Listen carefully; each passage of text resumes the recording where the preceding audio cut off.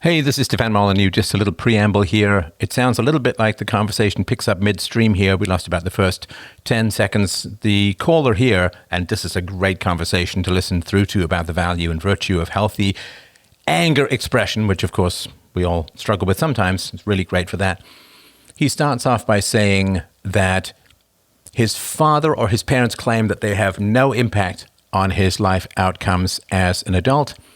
And also he starts talking about how he was trying to have a conversation with his parents and his father snarled at him and then hung up on him. And his mother was even more egregious, which we get to over the course of the conversation. So it sounds like it's starting midstream. Just a few seconds was stopped at the beginning. He really started at the deep end. And again, please be patient with the conversation. I know it can be frustrating at times, but man, is it fantastic in the last third where the anger really comes out. Between what you have done and my outcome in life, he basically just hung up on me. So I don't know. Is there some connection between defooing your parents and courage? Yes, I think so. But why don't you give me a bit more backstory and get me started from the ground up, childhood and all of that kind of, I guess, not so good stuff. Okay, I would say the most pivotal point in my life was somewhere around the age of 13 or 14, when I discovered that my sister that I grew up with was actually not my full sister. She was only my half sister. And I kind of wanted to fall through the ground. So she was only a half sister based on my mom's side.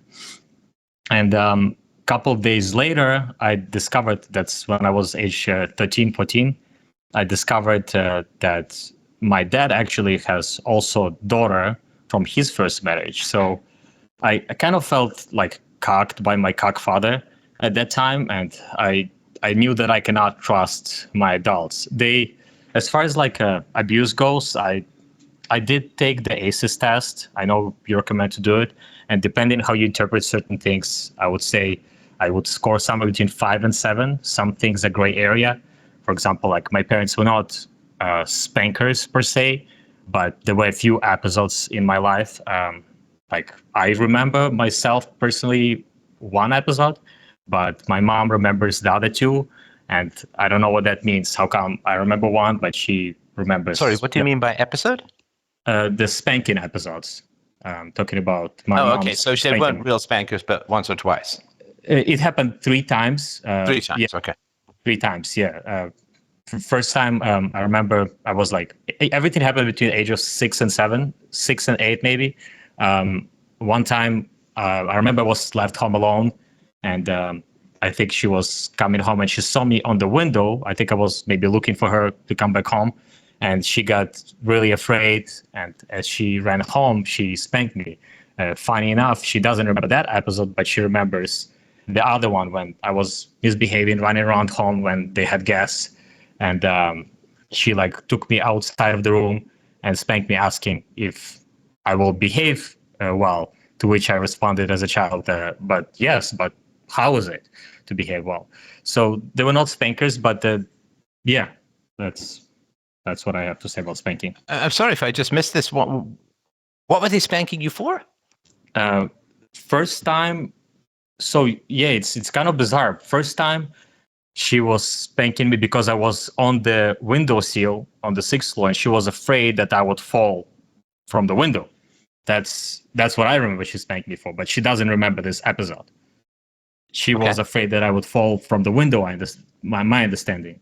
But so this is a kind of common parental theory, which is inoculation by spanking. You know, it's less dangerous for you to be spanked than it is for you to fall out of a window, so I'm going to spank you so you don't fall out of the window or run into the street or, stick a fork in an electrical socket. So, so it's like an inoculation, like you give a kid a little injection with the idea of keeping them safe from illnesses, and you give the kid just a little bit of violence so that the kid is inoculated against greater dangers. Does that make sense? Yeah, I was actually thinking, like, I thought about it for some time, for some months, and maybe she was more afraid with the perception of others if the child falls off the window, and what would people think of her. Maybe that's the real reason, because why else she would be spanking me when I was misbehaving when the guests were at home? Do you think there is some connection between her feeling how she would be perceived by others versus actually caring for me? Right. A lot of times, it's a funny thing. Are you a parent at all? I'm not. I'm 32, no kids, but I have been married. I'm divorced. Okay.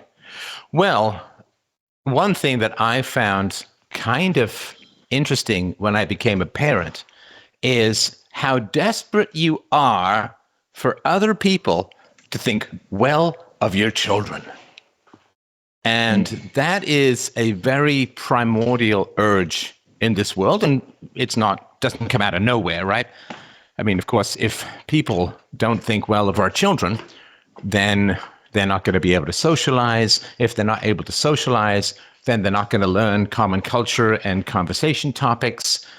And if they don't learn that, then the odds of them successfully reproducing when they get older are much lower. So there's this funny desperation. I remember when we first started having kids over with my daughter when she was very little. She's an only child, and, that's something, of course, that she's done beautifully with. But as parents, there's a certain amount that you have to navigate. So she's not used to sharing, right? It's not like when I was playing with her, I would grab her toys, right? So when people came over, when other kids came over, the other kids would all thunder into the room and grab toys and so on, which was a little bit confusing for my daughter. And I remember feeling this significant, if not overwhelming urge to just, you got to share your toys, and again, she's pretty good at that kind of stuff as a whole, but it was just kind of new and a bit startling. And I just felt this very strong passion to get her to, and I literally thoughts were cruising around in my head, okay, I'll bribe her with chocolate to share her toys. It just became it's a powerful urge, of course. And you would need the approval of the tribe, at least evolutionarily speaking. We needed the approval of the tribe in order to reproduce. And I'm sorry, for our kids to reproduce. Well, I guess for ourselves as well. So I'm sorry if it sounds a bit abstract, but my point is that with your parents, my guess is that they felt those incredibly strong feelings, which are, again, wired into us in a very primordial way, that other people need to like our children and other parents need to like our children. Because if a child is ostracized, don't invite that kid over. She's weird, or he's weird, or I don't like her. Or, every kid gets invited to the birthday party except your kid. That's rough, man. That's rough. Yeah. And so it's possible, and in fact, I would say it's quite probable, if you want to understand what was going on, if your parents spanked you more in social situations, it probably has something to do with that. It never happened in social situations. And it's not like my father was a spanker. I have other resentment about my dad's parenting and how he was present in my life. But my mother only spanked me a few times. And it was also what I noticed, they moved me from different schools 3 times. It was always me complaining about the teacher or getting into some arguments. So I was sort of a bully when I was a kid, younger. It faded away maybe in my early teens, but at the beginning I was always a bully, and they moved me from school to school 3 times. Sorry, you were a bully or you were bullied? Well, the very first school, I remember the teacher was kind of a bully towards boys. I remember she was screaming at one kid how he's not writing, but he is copying, and we're 6 years old. And I came home and I was furious about that teacher. I complained to my parents, and they moved me to another school. And then a couple years later, I had another problem with another female teacher in a middle school already. I was probably age 12 at that time, 13. So for high school, they moved me again to another school where I finished finally. And just full disclosure, it's not in the West. It was happening in the Eastern Europe, if that makes sense. Oh, no, the accent gave it away a little. So okay. I appreciate the clarification. But yeah. It's like someone calling me from Australia and say, I'm from Australia. Anyway, sorry, go on. Just to clarify. So I always had this I would say, like little arguments and problem with female teachocracy of government schooling, and I was maybe somewhat disobedient and didn't want to fall in the line. And once they had complaints, they would call parents, and then they were figuring out how to navigate this thing. So my parents didn't choose to hire them as tutors, because that was, I think, the ultimate goal, to be hired as tutors. But they found tutors outside of school, and which would help me to sustain and help me with my knowledge and education in school. But ultimately, they did have to move me from school to school. That's what happened. So I wanted to talk more a little bit about like defuing and disassociating from parents, if you don't mind. Sure. Yeah, absolutely fine. So as I started, like last couple of years, my 20s largely happened. I was basically in pursuit of different flavors of hedonism, from traveling to, eating out, drugs, extreme sports, and stuff like that. But the last couple of years, I was fairly clean, and as I embraced pursuit of knowledge, philosophy, religion, just spirituality in general, I did realize that my childhood has a lot to do with my adulthood outcome. And I also realized that it's almost like the deck of cards was stacked against me way before I was born or even conceived. And I started asking my parents more deeper questions. And one time I've dated different women. Like I don't know if I would say I had problem with women, since I've been married and I dated since then. But I just realized I have nothing in common with them, with those like hedonists. They're just seeking bigger and new dopamine hit, and that just doesn't appeal to me anymore. The things that used to give me high give me low now. So I was asking my parents about childhood and their childhood, and how certain things were not discussed and certain topics were taboo, and why. And there was a question of abortion that came up, because I've met certain women in my life that have had that experience. And after I spoke to my mom, I asked her, like, have you ever experienced anything like that? To which she said, yes, 3 times. And it was kind of shocking to me. And I think there is some kind of connection between that female experience and how they parent later their children, how present they are. Because throughout my life, I always felt like she was less present in my life than my father. Even though my father went through some periods of alcoholism, it was not like a straight streak of 10 years, but there were months of sobriety and weeks of degeneracy and drunkenness. So I was wondering, like, what do you know about how those experiences affect mothers and their ability to be honest with themselves? Because she's a Christian, or self-proclaimed Christian, my mother, and being so from her 30s, I would say, from what I know. But I just don't believe her, because if you are, you should be honest with your children.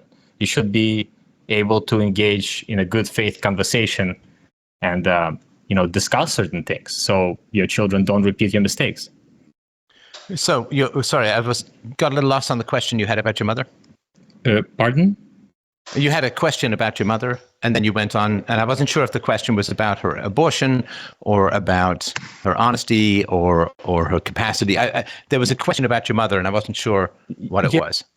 Yeah, the question about do you think her experiences, like it's my theory, my understanding that maybe that she was even spanking because she was stressed out and she had certain adverse experiences in childhood, in her youth. And it probably affected how she was parenting me and her ability to be honest with me today. Like when I ask certain questions, I truly want to understand details and circumstances under which those things happened to her. And I don't know if I'm crossing certain boundaries and not being empathetic enough when I ask those questions to her. But am I justifiable in asking those questions as far as like having talk with your parents, or is it too much? Because truth and honesty is important for me, but I don't know if I'm acting immoral in that sense. Okay, it's a little chaotic. I'm sorry to just follow what it is that you're saying. Are you saying that it's immoral to ask your parents questions? Personal questions, yes. Is it immoral to ask personal questions that they feel uncomfortable about? Under what definition of morality would it be immoral to ask questions?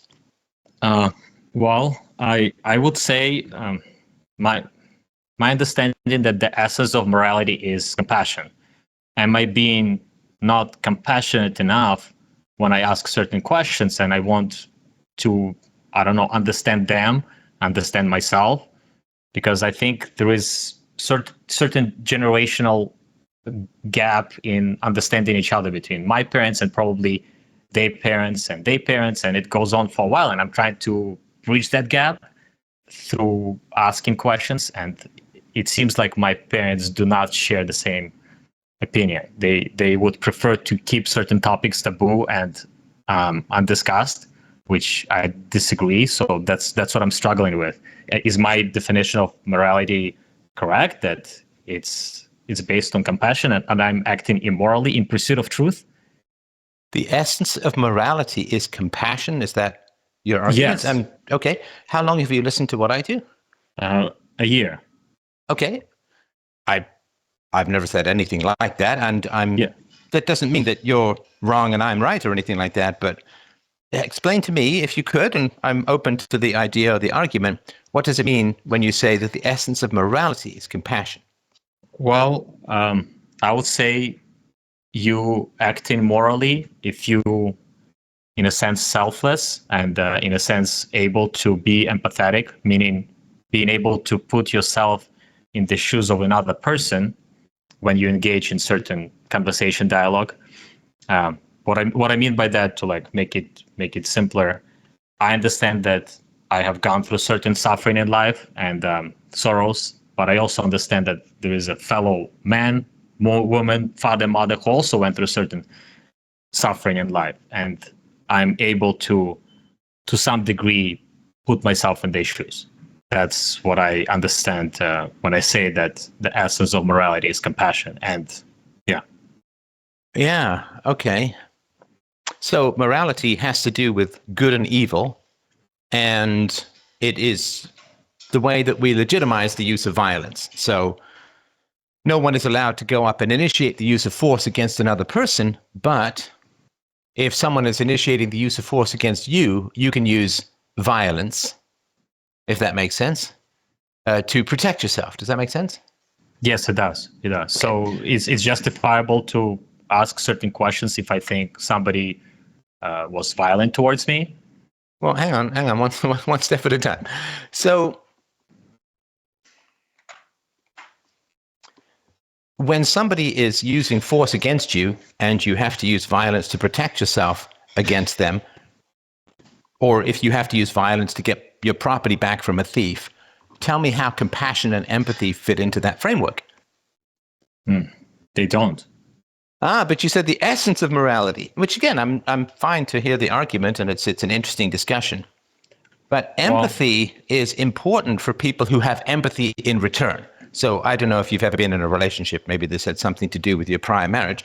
Have you ever been in a relationship where you have empathy towards the other person, but the other person does not have empathy towards you? Or maybe that's your parents. I think so, but yeah. With my parents, I would say it's I'm trying to understand them. I believe I entered the conversation in good faith. However, they did not perceive it to be so. I think they perceive it to be as a violation of their boundaries.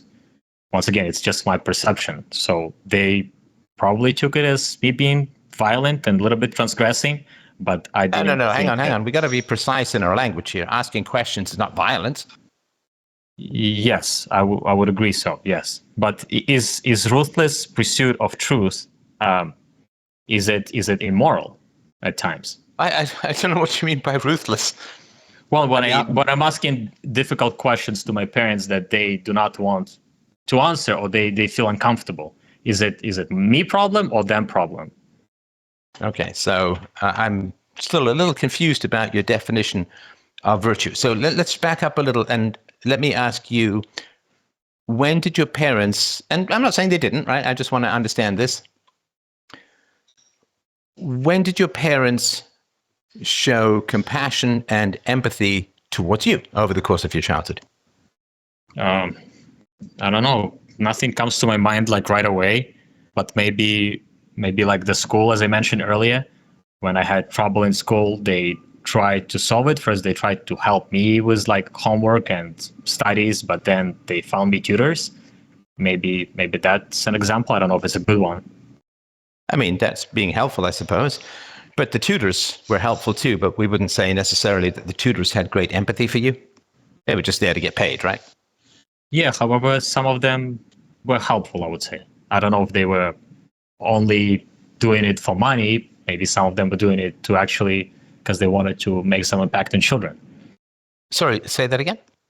I'm not sure if it was only purely financially based as far as tutors go. Maybe they were doing it also to teach, so they were helpful. And my parents finding tutors was helpful as well. So they wanted me to. No, but let's be frank. I mean, they weren't there for free, right? I'm sure they enjoyed teaching, but they got paid, right? I mean, actors enjoy acting. That doesn't mean they don't charge, right? Yes. Okay. So give me an example where your parents noticed that you were in a bad mood or a funny mood or a bad mood and asked you, and repeatedly asked you, what the issue or the problem was. Well, I don't know about that, but if I would be sick, they would be like caring for me. They would bring me to the hospital, so they would provide me that much. Okay, but that's not compassion. I mean, I get it's nice and all of that, but I mean, ambulance drivers will bring you to the hospital. It doesn't mean that they really love you, right? So I'm looking for stuff where they were really curious about your thoughts and feelings and wanted to get to know you better. I can't think of something. Okay, so what do you mean? Sorry, if compassion or empathy is the essence of virtue, then the opposite of compassion and empathy would be the essence of immorality. Is that right? Yeah. Well, I said compassion is an essence of morality. Yeah. Yeah. I guess. Okay, so if compassion is the height of virtue, then the opposite of compassion, which would be indifference or cruelty, would be the height of immorality, right? Yes. So then your parents would be immoral. Yes. That would be it. Okay. Based on my definition.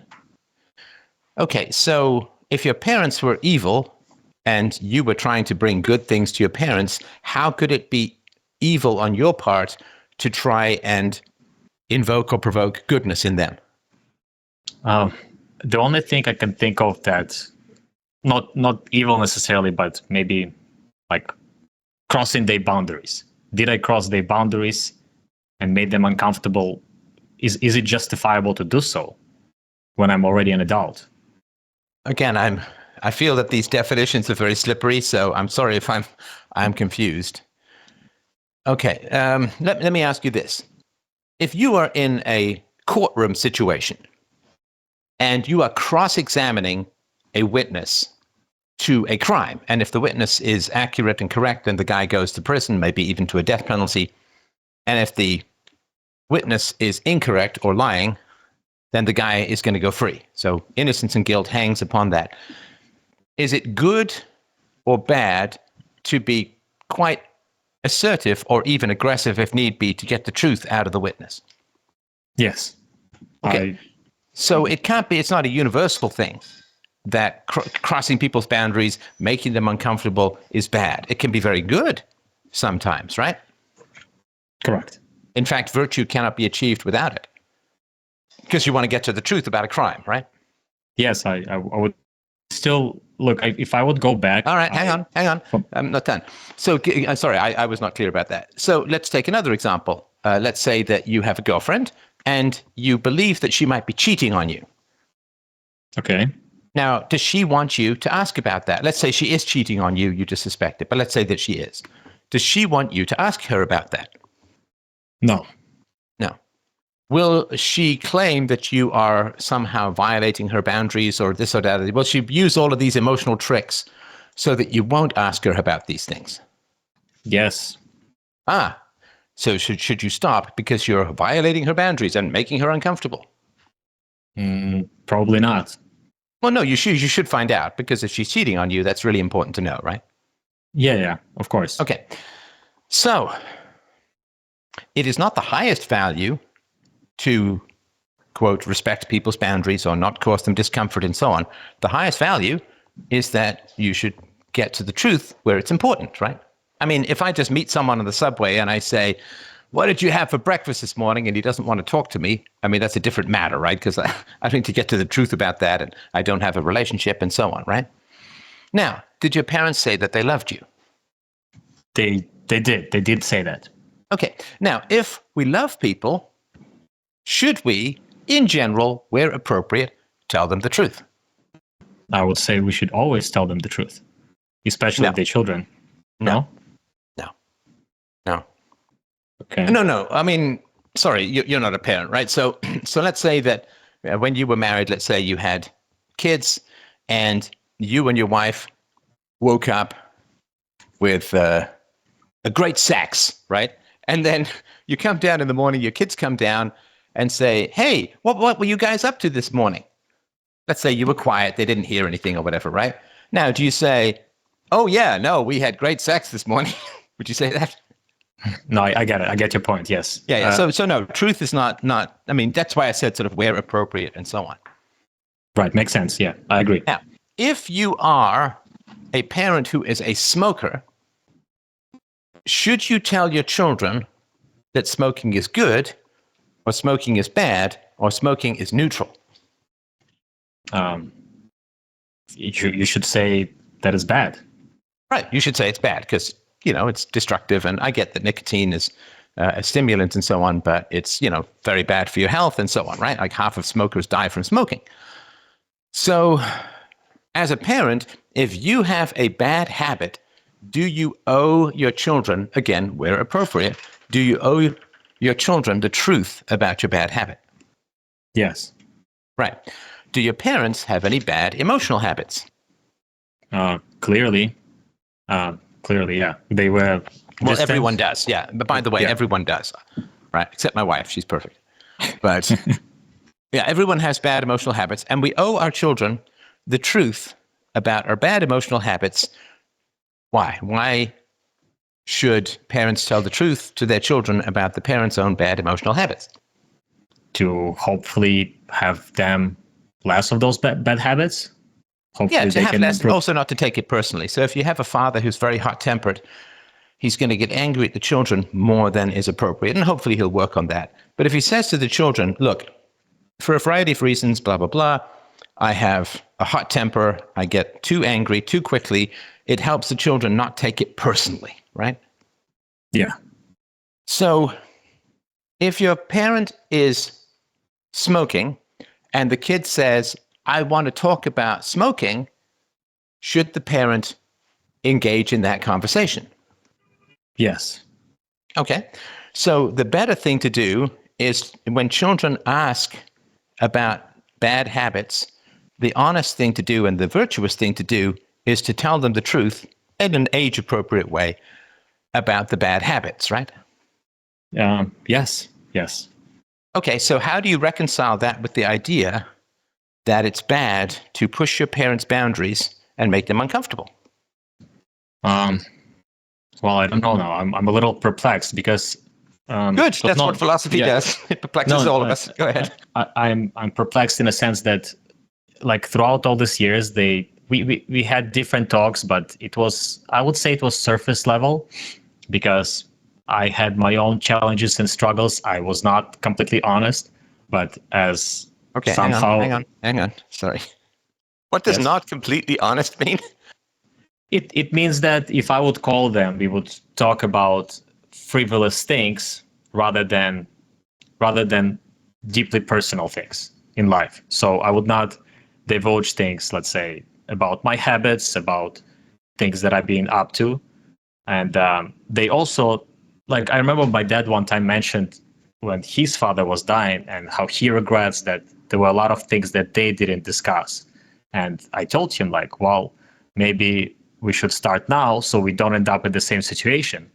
To which he was silent. And then again, months went by, another year went by, and certain things were not discussed. But what I'm saying is, when I sort of got clean in my life, my habits got better. I dissolved certain issues that I struggled with for a while. Um, I realized certain connections between those habits and the outcomes of my life, and then a lot of things became clear. I started looking back at my childhood and behavior of my parents, and I understood that they probably struggled with similar things, and they've had similar experiences. Okay. Did your parents welcome being questioned about their habits? It was with my father. It was very brief, and then he shut it down. He said, "It's none of your business."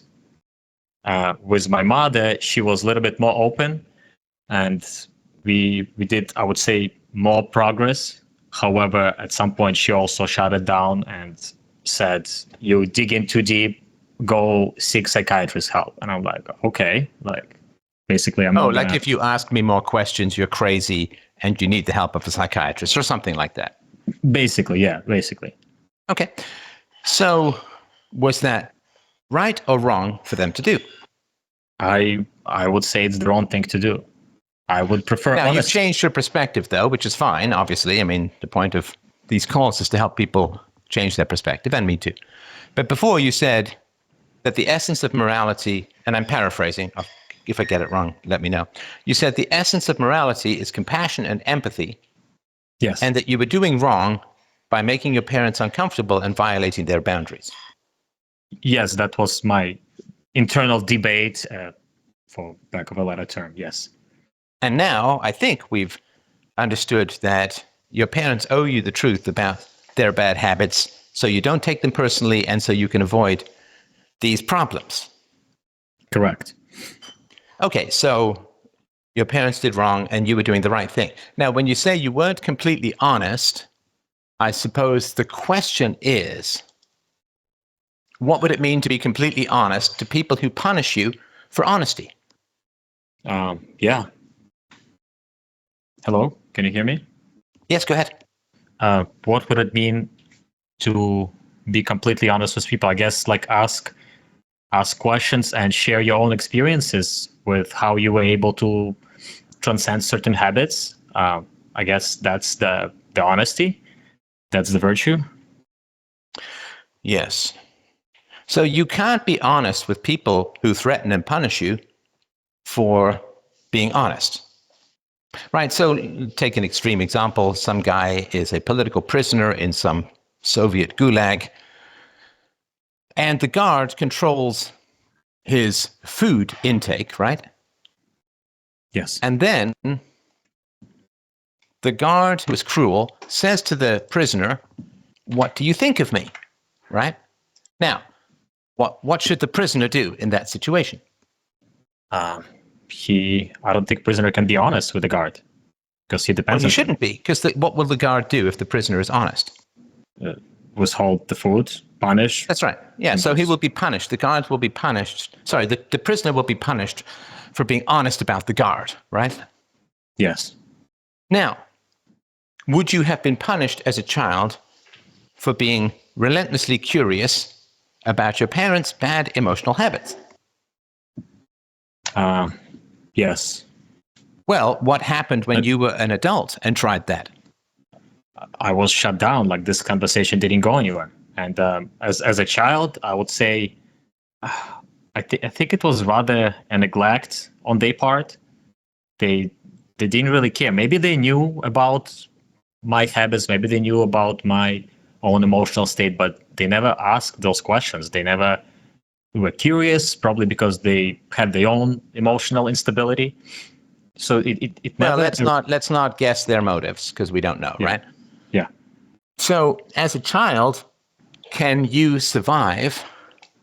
As a child, can you survive your parents' very strong disapproval? Or, to put it another way, sorry, that was a bit abstract.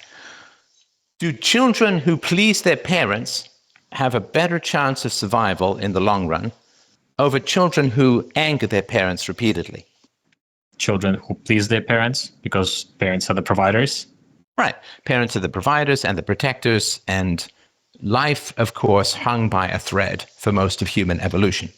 So the difference, even if it was like 1% less likely to survive, that would be weeded out fairly quickly from children, right? So children are programmed by nature, by biology, to not overly annoy their parents. Now, this changes in the teen years because then you start to gain more independence and you're shifting to peers and so on, right? Yeah, I can speak from experience. That's when it started for me, like 14, 16. Sure, yeah. Then you can get angry, right? Then you can get angry. Yeah. Sometimes fights happen between fathers and sons. Right. So, as a child, if you had been relentlessly curious about the bad emotional habits of your parents, and they very clearly signaled that they damn well didn't want to talk about those things, it would be half suicidal to continue. Yeah, that's true. They would, I mean, first of all, I don't think even if I don't think as a child I was able to verbalize those things. I would probably think and understand and observe certain patterns of the emotional unavailability even towards each other, but I don't think I would be able to like verbalize or question it in a correct fashion. So does that make sense? Yeah, that does make sense. So you were constrained I was by biology. Significant parental disapproval. Yeah. Sorry, go ahead. I think I would be constrained in a sense that I didn't understand certain things the way I understand today after reading, studying, doing introspection, having my own life experience, and making the connections between certain habits, certain choices in life, and how they affect your later adult life and just dating prospects and stigma in society. I didn't understand it as a child, but now as I understand, I wanted to bridge this gap and say like, oh, maybe we should reconcile, like, because I see there is clearly a gap and reason why I left home early and I got nowhere. When I got basically those verbal skills, when I got the evidence and reason and I could employ it in the conversation, it was still not enough. But when I was a child, I was limited and constrained by my own ability to verbalize what it is that troubles me. I don't know if that makes sense. Right. Okay. Yeah, that makes sense. Okay. Now, when your parents refused to talk to you about their own bad habits, and how old were you when your father basically shut down the conversation and then your mother said, go to a psychiatrist. How old were you? That was recently. I lived on my own since the age of 19. I'm 32 now. But the conversation happened a few months ago, 4 or 5 months ago, with my father. And with my mother, it was continuously throughout 2025. And I even met her last year, and certain things she told me about her life, her mother's life, and so on. But we never had those conversations earlier. I was largely living on my own. I would say, in a sense, I became an orphan before I lost my parents, if that makes sense. Yeah. So yeah, a lot of things were never discussed, and I was never given like that advice that I would say I needed for a better outcome in my life. Right. Okay. Got it. Okay. So does it make more sense why you couldn't have this conversation with your parents when you were younger? Well, as I said, I think I didn't have enough knowledge and understanding of the world, how and why certain things work, either biologically or intuitively. Like how could I have verbalized it before, and also having my own struggles and insecurities? How could I have verbalized it earlier? I don't know why they wouldn't bring it up. I think because they were themselves addicted to certain things and certain behaviors. So I don't know what would be the way to bridge the gap. Unless they can transcend certain habits, they cannot make me transcend those habits. And if I got clean and I see the better way how to live life, and I try to share it with them, and I, I don't know, maybe it's too late for them.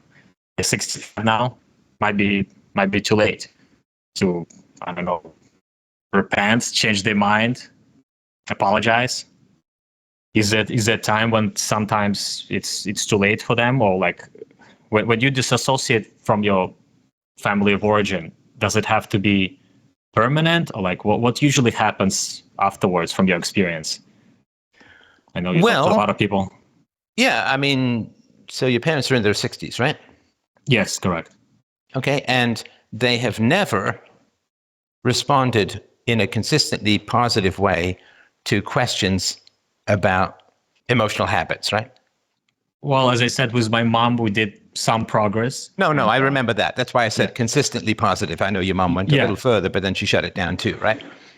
Correct, yes. I would say it was always like walking around, but not getting to the essence of the problem. Like my dad did share some things about his struggles and unsuccessful love affairs and whatever, but ultimately when I try to dig deeper, it goes nowhere. And I even involved my uncle at some point, because if I accuse my father of this and that, and it goes nowhere, I try to bring another family member and see like what other person says, but he just says you should honor father and mother, like they had difficult life and they brought you here, they gave you everything they could. I got nowhere. I even wrote him like a 10-page essay, and I don't think he got the message. Or he also went quiet at some point. He maybe understood how and why I'm resentful, but I think he will still side with his brother. That's my father's brother. So I once again got nowhere even talking to another family member. Right. Okay. So give me an example, if you could. This is a probe to see if your parents are capable of this, in my opinion, obviously. Give me, if you could, an example of your parents having what's called an observing ego. So an observing ego is when you compare what you're thinking of doing and what you might do to some ideal standard and change your behavior accordingly. You have an external standard that tells you whether what you're doing is right or wrong, and you change your behavior to conform to that standard. So, for instance, somebody might say, with regards to your questions, your parents could say, well, I should tell the truth to my son about bad habits that I have because it's important to tell the truth and he's got every right to ask it. We are his parents and so on. So give me an example of when your parents have, to your knowledge, reviewed their behavior according to a better or higher standard and changed their behavior. Okay, nothing comes to my mind about my father. Well, however, like when he was drinking, at some point he stopped. When I was like maybe 10 or 12, he stopped going through those cycles. Maybe partially it has something to do with his career and change of jobs. But yeah, he stopped and he quit it all cold turkey. And I don't remember him being in that state ever again. So I never had like direct conversation about it, although I asked him, to which he said that I wasn't always drinking. If I would be always drinking, like you wouldn't have anything at all, which is probably true. So yeah, like this bad behavior has changed somewhat later on in my teens. And as far as my mother goes, I remember I asked her to write me like a notebook with different topics, whatever she wants to share, so I get to keep. And she wrote there something about the truth, that in her early 20s, teens, she frequently lied and obfuscated things, but then realized how the story gets more complex, and you don't even remember what you told to different people, and how it's better not to lie. So I guess they have this capacity. I just don't think they consistently exercising it and applying it in other times in their life. Okay. Now, your father might have quit drinking just because he got threatened or had a scare or got tired of the hangovers and so on. Your mother, she became more Christian as she got older, is that right? Correct. Yes. I think she got into Christianity probably before I was conceived, because she told me they struggled with conceiving me for some time, like 10 months or something. So they got me in the early 30s, and she was going to church to pray.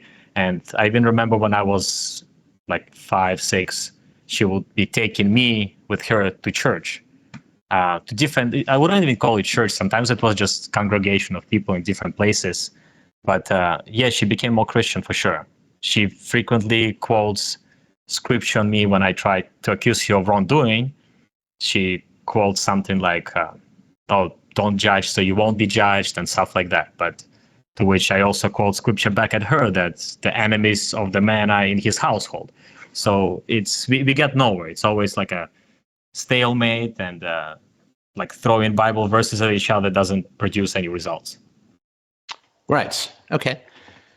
Now, what has your mother done since becoming a Christian that seems to be the result of her new values, her new virtues, and is negative towards her prior life to some degree? Like, I was a sinner, now I'm saved. I was bad, now I'm better. I was lost, now I'm found. You know, there's something about that in Christianity or these kinds of things as a whole, where you say, my former life was lower quality than my current life. I made mistakes, now I'm making better ones. Well, I think she became definitely more compassionate. But for some reason towards like other people, I've seen her on many occasions like sharing the sorrow of other people and giving good advice and being of help. Maybe somewhat charitable, at least she claims to be so. I'm not a witness, but I don't know. I just like this thing that they are not capable to be ruthlessly honest negates everything else for me, in a sense. Well, you keep saying ruthlessly. It's just honest. Yeah, it's I mean, just putting honest, ruthlessly in makes it sound like it's some sort of horrible, terrible, like you're trying to get someone to inform against the mob and they're going to get killed or something. I mean, it's just honest. It's just honest, right? Okay, so she's kind and compassionate to strangers, and then if her son has uncomfortable questions, she says he should go to a psychiatrist because he's kind of crazy. Yeah, basically. Like, I don't think I'm crazy, like, for asking those questions. No, of course not. I'm sorry, I didn't mean to imply that you were. No, of course not. Having reasonable questions about your parents, I mean, I'm not sure, you never would, but you wouldn't inquire about their sex life or anything. Like, so having reasonable questions about your parents is a good and positive and a healthy thing. Now, do you know why your mother is able to be nicer to strangers, if I understand you correctly? She's able to be nicer to strangers than she is to you. Is that right? Yes. Well, I would say she was a little bit avoidant in my early teens, like my mid-teens. Mostly my father would participate in parenting and helping me find those tutors. My mother was not largely present. She even got herself like another job, I remember. It was like I would wake up early in the morning before going to school, and my mother quite often was not there, was not at home. She was already gone. So I could never like explain it, but yeah, she has her own blames about my father, that he never showed affection towards her. So there were a lot of things. Right. Yeah. Sorry, go ahead. I don't know if I answered your question, but I don't know why she would she probably still concerned about your perception of others about her, and she doesn't really care what I think of her. Is that the answer? I would think that, sorry, my opinion is that that's the opposite of the answer. So one of the reasons why parents find it very hard to get feedback from their children is they've done their children wrong and they don't want to admit it. In other words, they care too much, almost too much, about the opinions of their children. So it's very hard to be morally neutral towards people that we've done harm towards, if that makes sense. Yeah, so it's basically what you're saying is my questions are not invalid, they are too valid. That's why they shutting it down. Is that correct? Yeah, for sure. I mean, if there's some kid, if my daughter has some friends over and there are some kids digging in the backyard, assuming it's like some place where they can dig this or whatever, right? Some flower bed. I don't particularly care if they turned the earth around when they were little or whatever, it's fine. Now, if there's some guy who has bodies buried in his backyard, then he's really going to care about where the kids dig because they don't want him finding, he doesn't want the kids finding a foot or something like that, right? That would be really negative. So where we have guilt, where we have fear, where we have concern, and all these kinds of things, we have problems, right? And so your mother feels bad deep down in her soul, I suppose. She feels bad about how she treated you, but she doesn't feel bad as long as you bring it up. In other words, she doesn't feel bad if you don't activate her conscience. In other words, if you don't demand empathy, she can forget that she doesn't have it. Does that make sense? Yes, it does. So, I mean, I'm kind of making a conclusion in my mind right now that does it mean that she's probably not truly repented? Does it mean that she didn't really change her mind? If this criticism is not taken lightly, if she cannot handle this criticism? Well, what does Christianity say about what we should do if we've wronged someone, or if someone says, "You've wronged me"? We should forgive them, and yeah. Right. But only if they... No, sorry, if someone says that they've wronged us, like if you come to me and say, "Steph, you've done me wrong," what should my response be? I think for me, what comes to my mind, this parable of the man who owed king a lot of money, and he forgave them. But then that man had another servant that he didn't forgive, and then after that, the king cast him into a prison. So if the person is about to be charged, but they beg for mercy, you should forgive them. Does it make sense? Okay. So sure, that's one particular story that's more about hypocrisy, that if I give you good grace, like I forgive your debts, then you should take that virtue and pay it forward, right? So then it's if I want my debts forgiven, but I'm not going to forgive the debts of others, is hypocrisy, if that makes sense. Yes. Okay. So what does God want of people who have been sinners? What does God want of people who've done God wrong, so to speak, by not following his rules? Change the mind, ask for forgiveness, and don't repeat those mistakes. So basically... To apologize, to repent, right? Correct. And to ask for forgiveness. Now, does God give you forgiveness if you say, "I repent," and then go back to doing the bad behavior? No, but in my case, it's slightly different, I would say. If my mother says that those events of her, let's just say, youthful indiscretion have no connection to me and outcome in my life, which I think they do, but she disagrees. She thinks that she is not guilty for my outcomes. I'm responsible for my own outcomes. I don't know if that makes sense. She thinks there is no connection. Okay, hang on. Between your own doing. You're moving the goalposts here, because now you're talking about outcomes. I'm simply talking about so give me the top 3 things that you feel that your parents did badly? I would say neglect. I would say not enough honesty, like not telling me how to do better in life. But I have also little questions about it, whether or not they had relevant information. They didn't have internet, but I do. So maybe, however, like they had libraries for sure, and a lot of books were published. So if they were truly seeking, they would probably find that information. So I don't know if I can justify them with that. So that's two. Not enough honesty, neglect, and I don't know. I can't think of a third one. Is two enough? Well, aren't they blaming you as well, right? They blame you for negative outcomes in your life as if they have nothing to do with it. So they blame others, right? No, that's fair. They blame you, right? Yeah. Okay, I mean, we could go on, but let's just go with that. So neglect, the deficiency of honesty, and blaming, right? Yes. Okay. Now, if you felt neglected as a child, and you say to your parents, I felt neglected as a child, what should they do? Should give me apologies at least.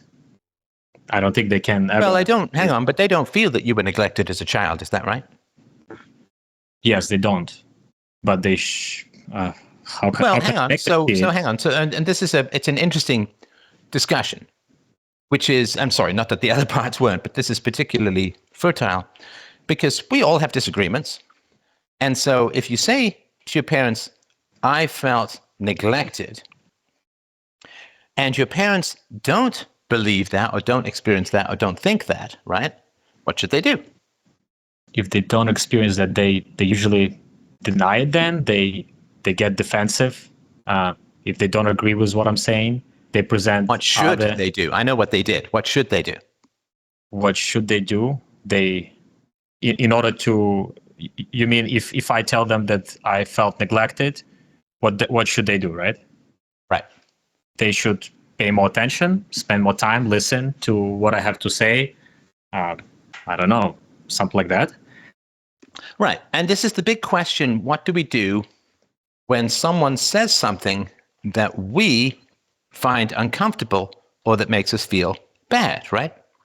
What should we do? What should we do? We should, I would say, for me personally, what I do more and more, I try to slow down and see what's the real message and what is troubling that person.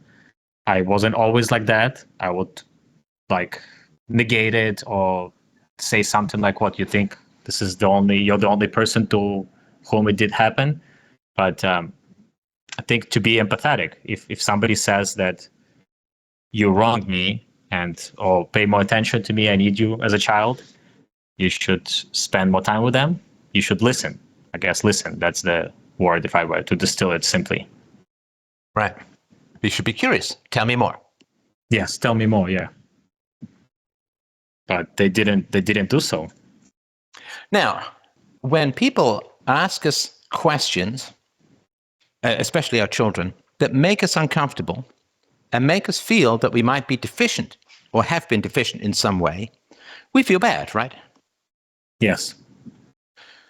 Now, when people feel bad, their first instinct is to stop the stimuli that's making them feel bad. Right? If you're a kid and you pick up something that's really hot, you drop it immediately, right? Correct. And, I'm sure everyone's done this thing. If you take baths, that maybe you ran the bath water incorrectly or something like that.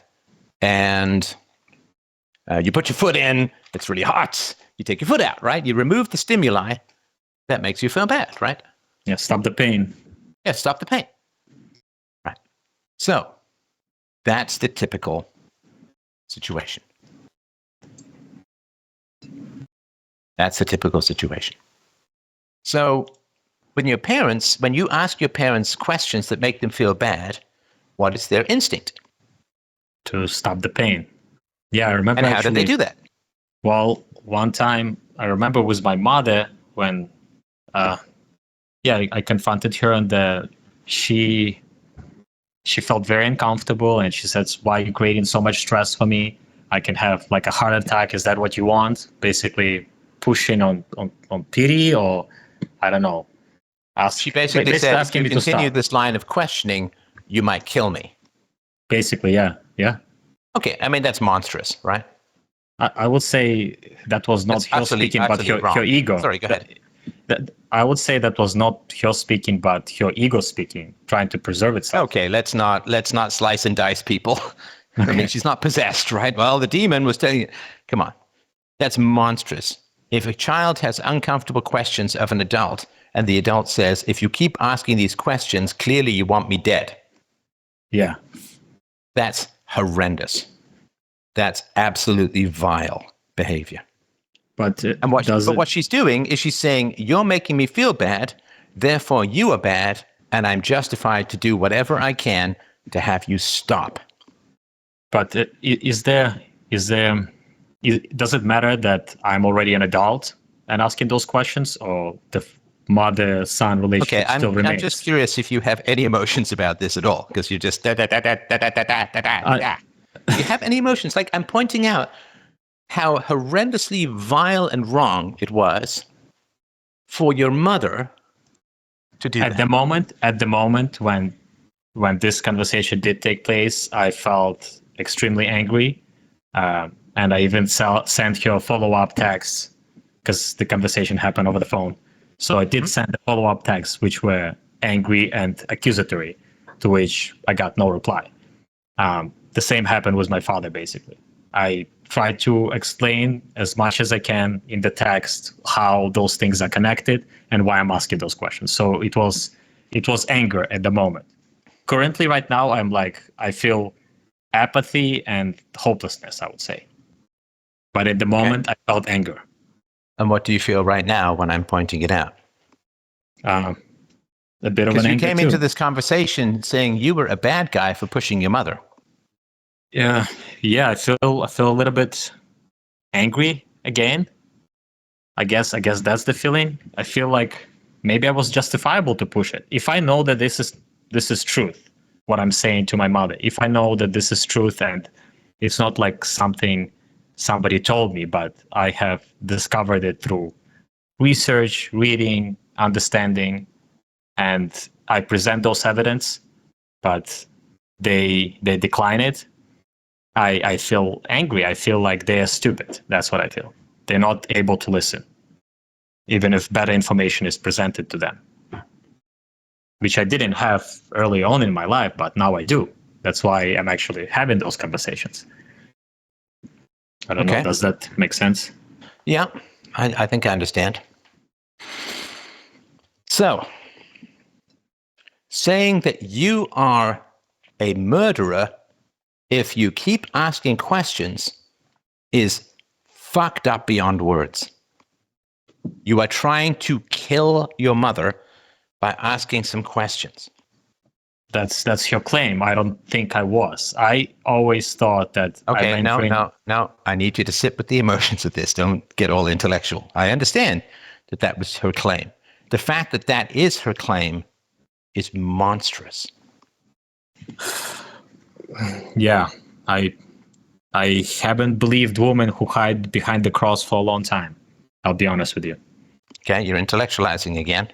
Yeah, but it's monstrous. It's monstrous. It's about as evil a thing as a parent can do as an adult. She can't beat you up anymore, right? So it's about as evil a thing. Yeah,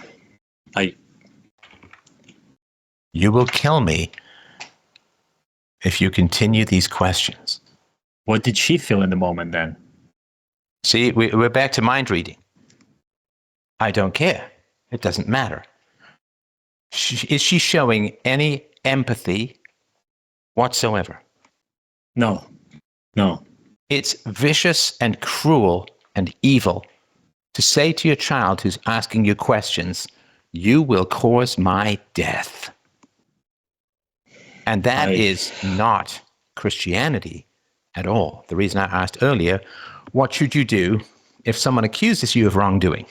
Well, the church, the Bible, and God is pretty clear. If somebody accuses you of wrongdoing, you first of all establish if the wrongdoing is accurate. which means you ask questions. If you accept that the wrongdoing has occurred, right? If your parents did these three things to you, right? That they neglected you, they failed to be very honest with you, and they blame you for the effects of their bad parenting.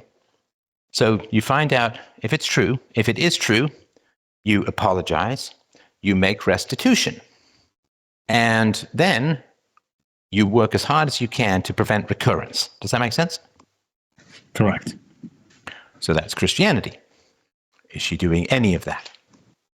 None of that. In fact, she thinks there is no connection between my accusation and what she has done. It's all separate events. She thinks it's all exists independently, which I don't think so. So we are not on the same page. Yeah, so she's kind of operating at the level of like a toddler hedonist. You know, for toddlers, everything is exaggerated. You know, I'm going to die if I don't get this candy. You know, like, I mean, it's for some toddlers, right? So she's just kind of operating at a very primitive level where you don't exist for her, only her own feelings exist for her. And if you are provoking negative feelings in her, you must be stopped by any means necessary. You are assaulting her, and everything is legitimate in her self-defense. Does that make sense? I think this assessment is correct. They basically, toddlers in adult bodies, unable to self-reflect or be honest even with themselves. Yeah, it's like that line from Jung that gave me chills way back down the road, which was when he said, it was just an aside comment in one of his books. He said something like, but then, of course, most parents are just adult toddlers. So your father, he's even more volatile and reactive when questioned, right? Correct. So even more primitive in a way. Yes, he not even volatile, but just avoidant, I would say. If something is uncomfortable, he kind of runs for the hills. If that makes sense? Yep. So what do you think that means, in your opinion? Who has done me more evil, my mom or my dad, or they both equally? Well, it's equal. Yeah, they're a team because they're together. So it generally is equal. Okay. Because if you say, well, your father did twice the harm that your mother did, well, your mother still chose to have children with him and keep him around. So it equalizes out. Yeah. Yeah, I don't know if they even loved each other. It seems like they were there for convenience and mutual survival, whatever the reason was. But yeah, it's just horrible, like what they did. They don't even want to look at it. And with your marriage, did it go anything like that? Well, I married like kind of young, and at first, yeah, actually, that's what I wanted to bring up. It seems like I have relived the life of my parents and my sisters, because both of my half sisters are single mothers now. They have a child each. I don't have children, but yeah, it started as transactional. In fact, my ex-wife, she proposed to me because she wanted to help me out, let's just say. I didn't discover right away her flaws, her volatility. She disclosed some things, and I didn't think much of it. And I sort of took that Faustian bargain. And then the volatility started to increase. Because at first it was transactional. We were just supposed to share the living place, and she wanted to marry me to help me with my status. And then she asked for the relationship, which I felt somewhat obligated to do. But at the same time... Sorry, she did what to the relationship? She something? No, what I'm saying is, at the beginning, she proposed to me. Like, we talked to each other for a couple of months, and then she lived with her parents at that time, and I don't think she had a good relationship with her mother. She wanted to leave, and I lived on my own at that time. She knew that I was on a visa, to which she offered me help to marry me, because she was a citizen. And I told her, like, do you know your life won't be the same after that? She said, yes, I understand. but we can just be roommates. I want to move out from my parents, and I can help you out. She didn't ask for anything. However, after that, she asked to be in a relationship. Man and woman living together. Sorry, what was there something unattractive about her for you? No, she was attractive, but there are certain traits that I noticed. I would say the turning point for me was when she disclosed her body count. It was quite high, way higher than mine at that time. And how high, if you don't mind? It's she answered like 10, which at that time I was single digit. I didn't know many women, but I was skeptical of that, which later I discovered was like in 15th at the age of 23. She was a year older than me. So holy crap. Yeah. So that kind of triggered some negative response in me, and I already kind of committed and said that yes, I want to be in a relationship with her, but certain other things started to come out. It wasn't right away. She disclosed some darkness, how her mother put her in a mental hospital and she ran away from it, and she will never forgive her mother, and how she slept with a married man. She disclosed some things that were bad and kind of red flags, but maybe I was young and not very observant. Maybe I was desperate that time, maybe a combination of things, but she did not disclose body count things, and I didn't ask those questions. But later on, as she disclosed, my heart sank, and I treated her not so nicely. I treated her as I thought she deserves to be treated. Maybe talk down a little, maybe being neglectful and not counting with her opinion. Why was she so enamored of you that she would offer you marriage? I'm not saying there's nothing positive about you, of course, right? I'm just help me understand that. I mean, if she's already been with 10 or 15 guys, then you must have something pretty special for her to commit that. That's a good question, because I didn't really have anything to offer at that time. Being 22, I didn't have any spectacular wealth or family name. Maybe she saw that I was able to navigate this world and knew how to survive. I could think outside of the box, how to navigate this world. That's my best guess, but I don't know. She never told me. I never asked that question. I don't know. Are you very good looking, very tall, very high status in some other? I'm not very high status. I'm 5'9", slim, rather athletic. I would say I'm good looking for Western standards, I guess, but I'm not like 6'3" Giga Chad, nothing like that. Interesting. Why do you? Sorry, tell me a little bit about her family history again. She's East Asian, first generation. That's her family history. And her mother was a nurse. Her father did random jobs, line cook, taxi driver, so nothing spectacular. So her main reasoning for doing it was because she wanted to leave her parents and she didn't have any other better options as roommates. That's it. That's the excuse. But then why not just be roommates? I know. Oh, because you needed the visa to stay, or? Well, she offered me help. I never asked her that. She knew about my situation and she said, well, I can help you out. I never asked her about that. And we knew each why? Other. I don't know. I mean, also what she's doing is potentially legally troublesome, if I understand it correctly. You're not supposed to offer marriage for the sake of residency, right? Correct, yes. I mean, I'm not a lawyer, but I think that's a no-no. Yeah. But so why was she willing to lie to you by saying we'll just be roommates, and then she wanted more? Why was she willing to potentially break the law? Why? She saw something in me, clearly. I mean, it was... Of course, but what? I don't know. What do you think? Well, I don't know. That's what I'm asking. I'm not asking you the rhetorical question. Well, there was one episode that happened. There was a skiing accident that we went skiing one time, and she fell. She had concussion, and I spent a day. Are you saying she had brain damage? And that's why she wanted you? I'm sorry. don't know. That's pretty funny. I'm just kidding. Go on. No, but it was actually pretty horrible and scary for me because she was repeating herself. It was not a fun experience what happened, but maybe she saw that I'm reliable. I was there. I didn't run away. I went through like all the things, and I spent the day with her in the hospital.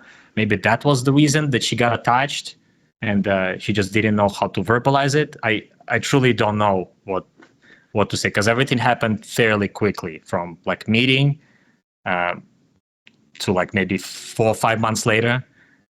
We were already living together. Okay, got it. And what happened then? Well, what happened then, as I said, maybe at like 7-8 month mark, I discovered about her body count. She initiated this conversation, and then things became volatile. As I said, I was a little bit avoidant. I even went one time on a dating app, and she discovered it. I didn't end up sleeping with anybody, but I was just like, who am I with here? Like, why am I here? And we had arguments. We traveled many times together, so we were like, I guess, as real as it can get. We've probably been on like 15, 20 vacations together. And almost always there were some kind of fights, almost always some kind of disagreements. And one time, couple years down the line, we were on a short weekend trip, and she got angry, and she said, "I'm breaking up with you." Maybe it was provoked by me, maybe not, but she didn't come back to the place where we were supposed to stay that night, and I think she cheated on me on vacation. So that's what was the beginning of the end, I would say, of that relationship. You think she cheated on you? So sorry, my No, other example might have been a bit painful. I know that she cheated on me. I know that. How do you know? Because she didn't come back home that night. She told me, she disclosed to me that she like pushed that guy away, but there was barely anything happened. So she admitted certain things, but also she admitted her remorse, and she was very like aggressive about it. She even suggested the day or two after that happened, I suggested that she should move out. We cannot be together. And she said, like, you can sleep with 2 other girls. How about that? And we call it even.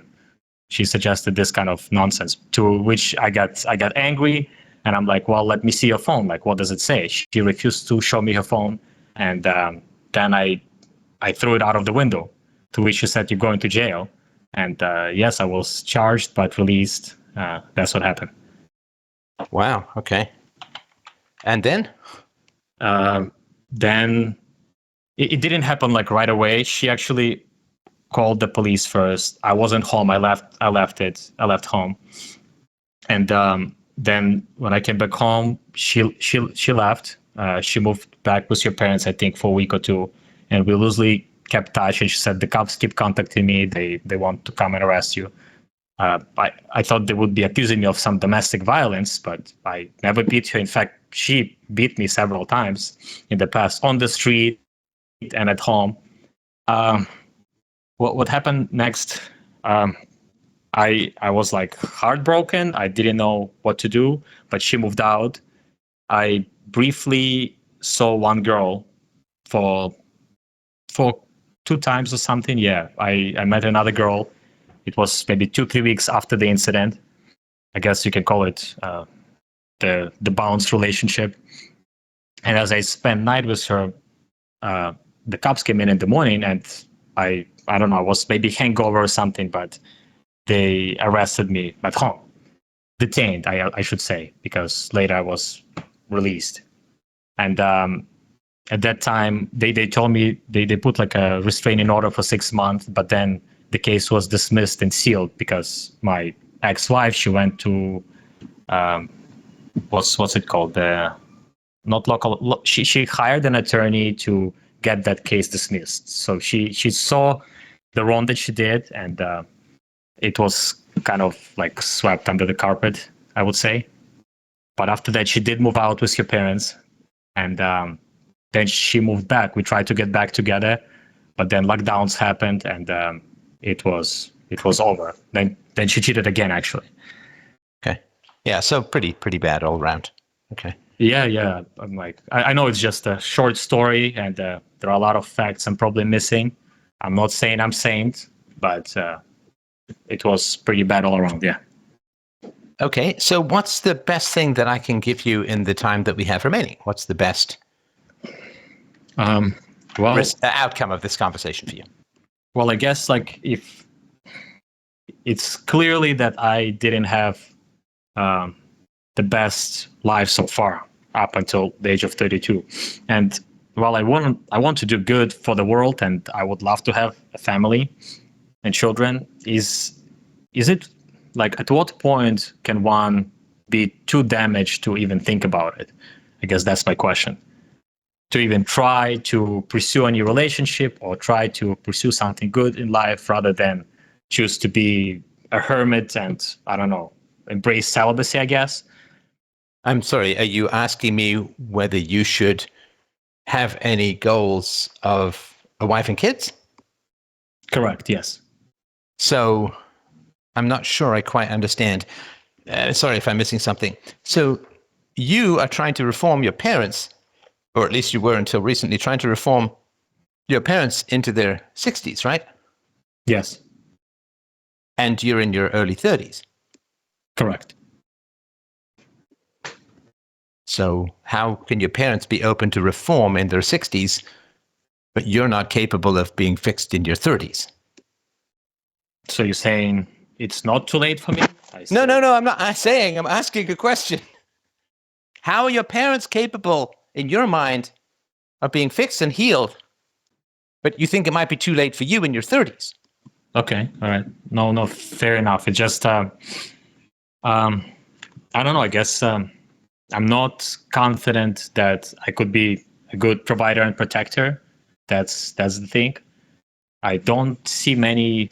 Well, okay, hang on. Yeah. Was your father a good provider and protector? I would say not as good as he could have been. Okay, that's a non-statement. That is a non-statement, because anybody can do better.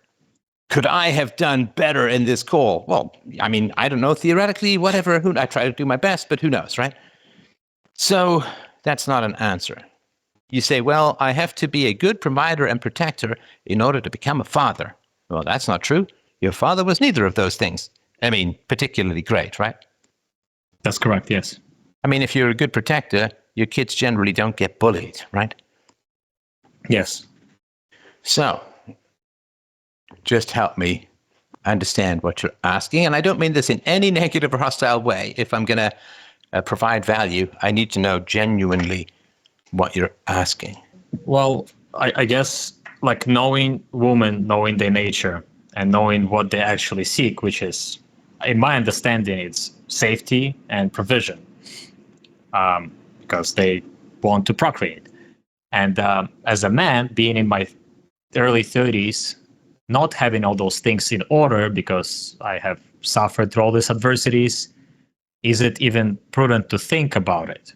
Is it even prudent to like strive for it? Because it seems like maybe I can make this goal, but it as it stands today, it seems to be so far out of reach that maybe I should focus on other ventures in my life.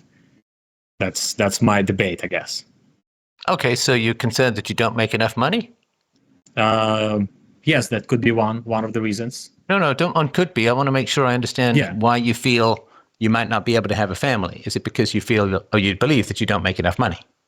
Correct, yes. Okay. How much money, what multiple of your current salary do you think you need?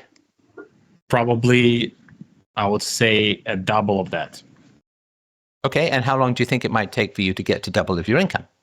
Well, considering my prior history, dropping out of college twice, not having any corporate job experiences and doing what I've been doing, it seems too far out of reach, I would say.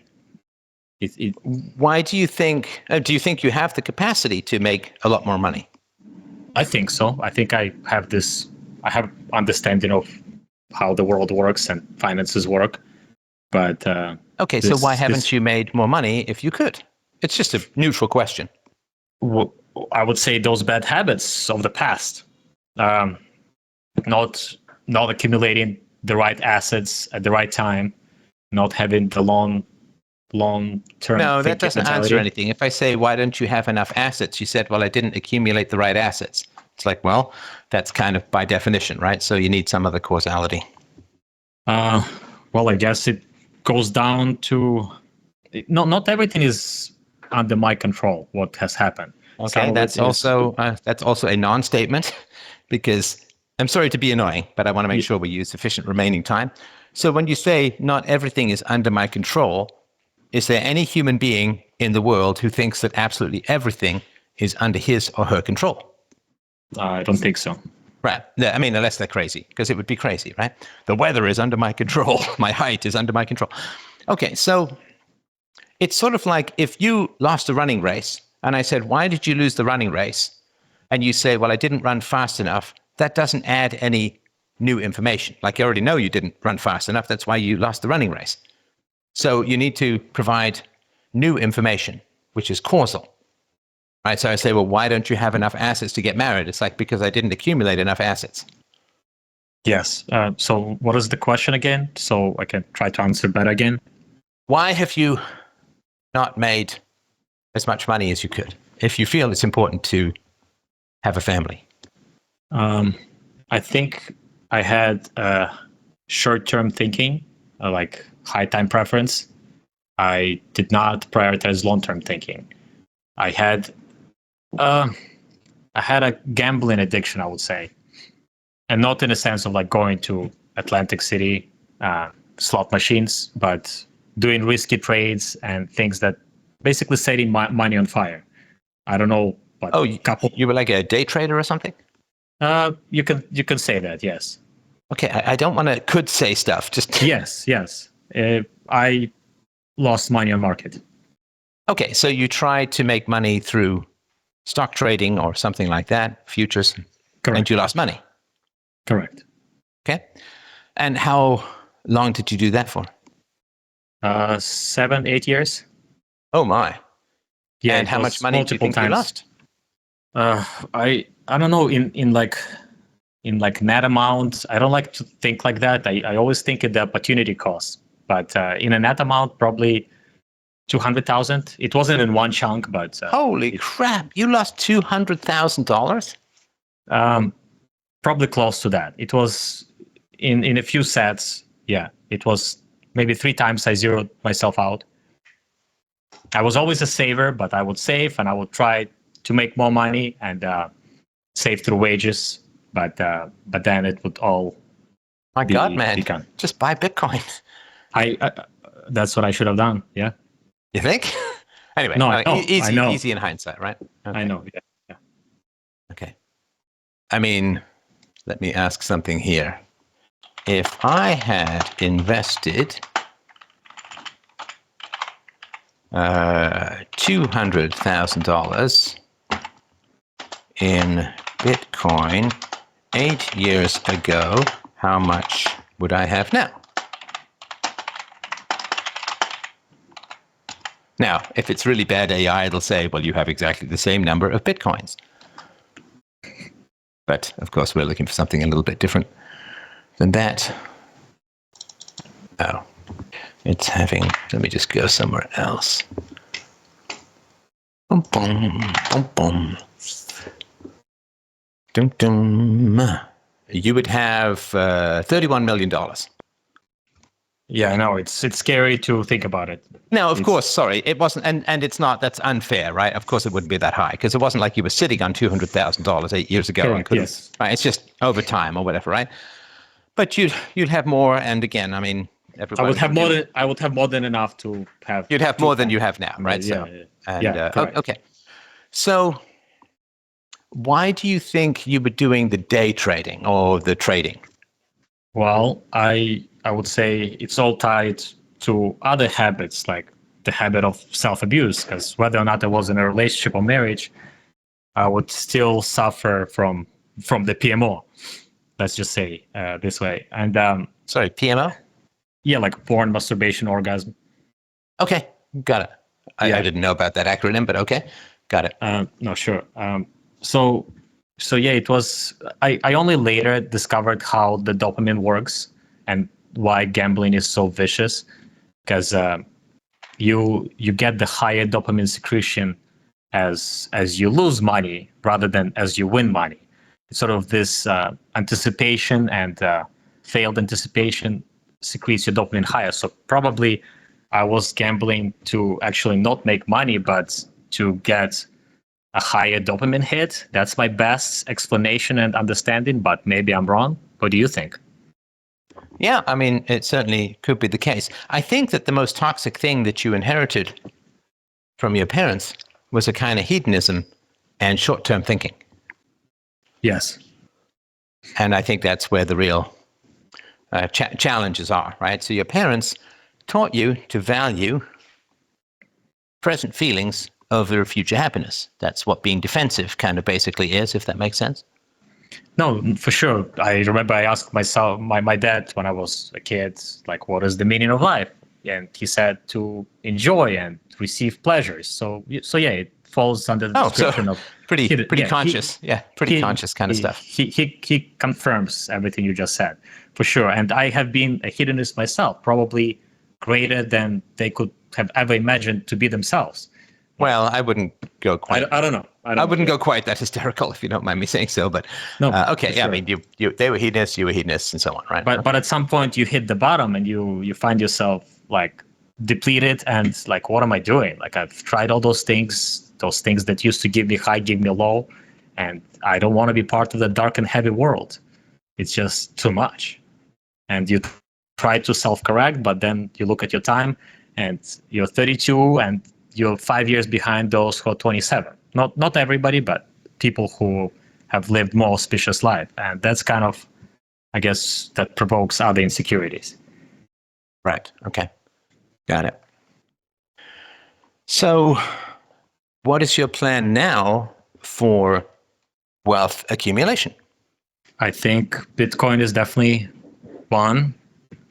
Buying more, saving more, cutting down on expenses, and just avoid all sorts of like hedonistic, luxurious experiences. That's what I've been doing for the last year and a half, and I stabilized myself a little bit, but I'm behind. Okay. And what is the most successful romantic relationship you've had, and how long did it last? I wouldn't say had most successful romantic relationship. There was one that was on and off for 3 years. It was Volatile. I don't know.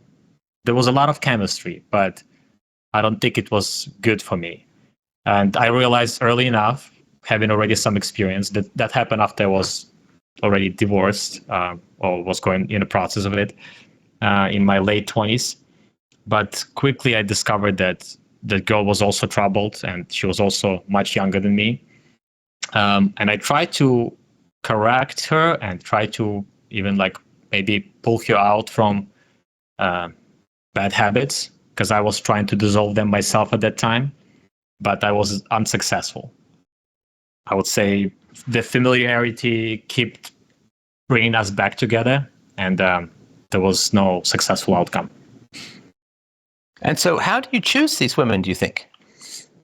I think they choose me usually.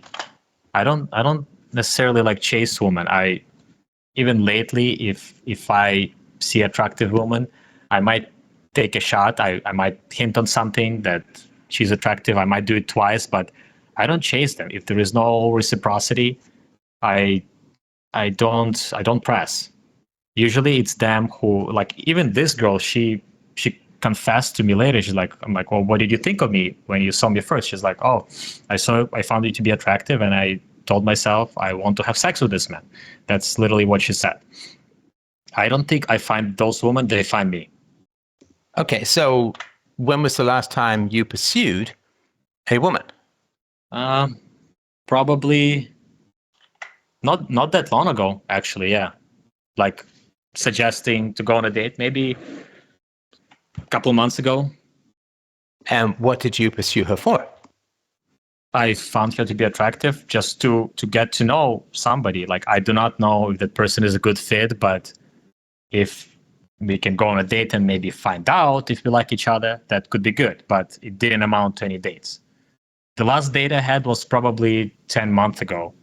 And it was with the girl about my age, but I quickly noticed it's another cookie cutter rom-com programmed, and it's not good. And, finding excuses when to meet, it didn't amount to anything. What should you be looking for in a woman? I would say consistency, continuity and consistency. So if we determine to see each other, if she says that she wants to go out on a date, she actually has to go out on a date. If she doesn't go out on a date or finds excuses, like, what do I do with that? Like, there is no opportunity to get to know each other. So I would say consistency and honesty. Okay. And do you manifest those virtues yourself? I would say so. Like, I consistently exercise. I keep myself clean. I pursue knowledge. I pursue honesty when it's appropriate, obviously. You cannot just scream everything which you believe is true. I would say I am rather consistent, at least in the last year and a half. In the past, I might have been more volatile, but I'm aiming in that direction. All right. And what is the purpose of marriage for you? To have a family, children, and I guess learn from each other and share joys and sorrows. No. No? No, that's hedonistic. That means marriage is for you. What is the evolutionary purpose of marriage? Procreation? There you go. Okay. Yeah, the purpose of marriage is not for you to have some companion or a friend or a buddy to go through life with. The reason why we have marriage is for children, right? Correct. So, if marriage is for children, what should you be looking for in a wife? Selflessness, to be able to sacrifice yourself and your hedonistic tendencies for the future generation. Is that something? Okay, that's very abstract. What in more particular, what skill set should you be looking for in a wife? I would say to have good offsprings requires honesty and discipline. So maybe those two qualities, discipline and honesty. What do you think? Well, I mean, so this is a definitional thing. So if the purpose of marriage is the having and raising of children, then the primary virtues you should be looking for in a wife is being a good mother. What does it mean to be a good mother? There you go. I don't know. I What's it never mean? had a good mother. That's why you can't find what you're looking for, because you don't know what you're looking for. And in the absence of values, we follow hedonism. That's why I asked, why were you attracted to this woman? She was pretty, or I liked her, or you said earlier there was a relationship where you had chemistry. And that's all hedonism. In the absence of virtues, we default to hedonism. In the absence of principles, we devolve to the pleasure-pain principle. We do that which is pleasurable, and we avoid that which is painful. So we have virtues or hedonism. That's all human beings have. And it seems to me that you don't have a clear idea of the virtues and values. You say things like honesty and so on. But that's total bullshit, which man to man, you and I know, because you were willing to get together with this Asian woman who was a liar. Yeah. So what is my problem then? What do you mean? So what do you think is my problem? I do not have the correct definitions of virtue, or I do not adhere to the virtues. What do you think? Well, the Asian woman was kind of a liar, right? She lied about her body count, she lied about her fidelity, and she was willing to lie to immigration authorities, right? Correct. So you can't say to me that honesty is something you value when you get married to, it seems like, a kind of pathological liar. Oh, and she also lied and said she just wanted to be roommates, and then she put the moves on you, right? Correct. So it's not too complicated. You're not living your values. Yeah, I don't know what to say. If I read a bunch of diet books, but I don't change my diet, does it have any effect on me? No, you need to exercise and practice it.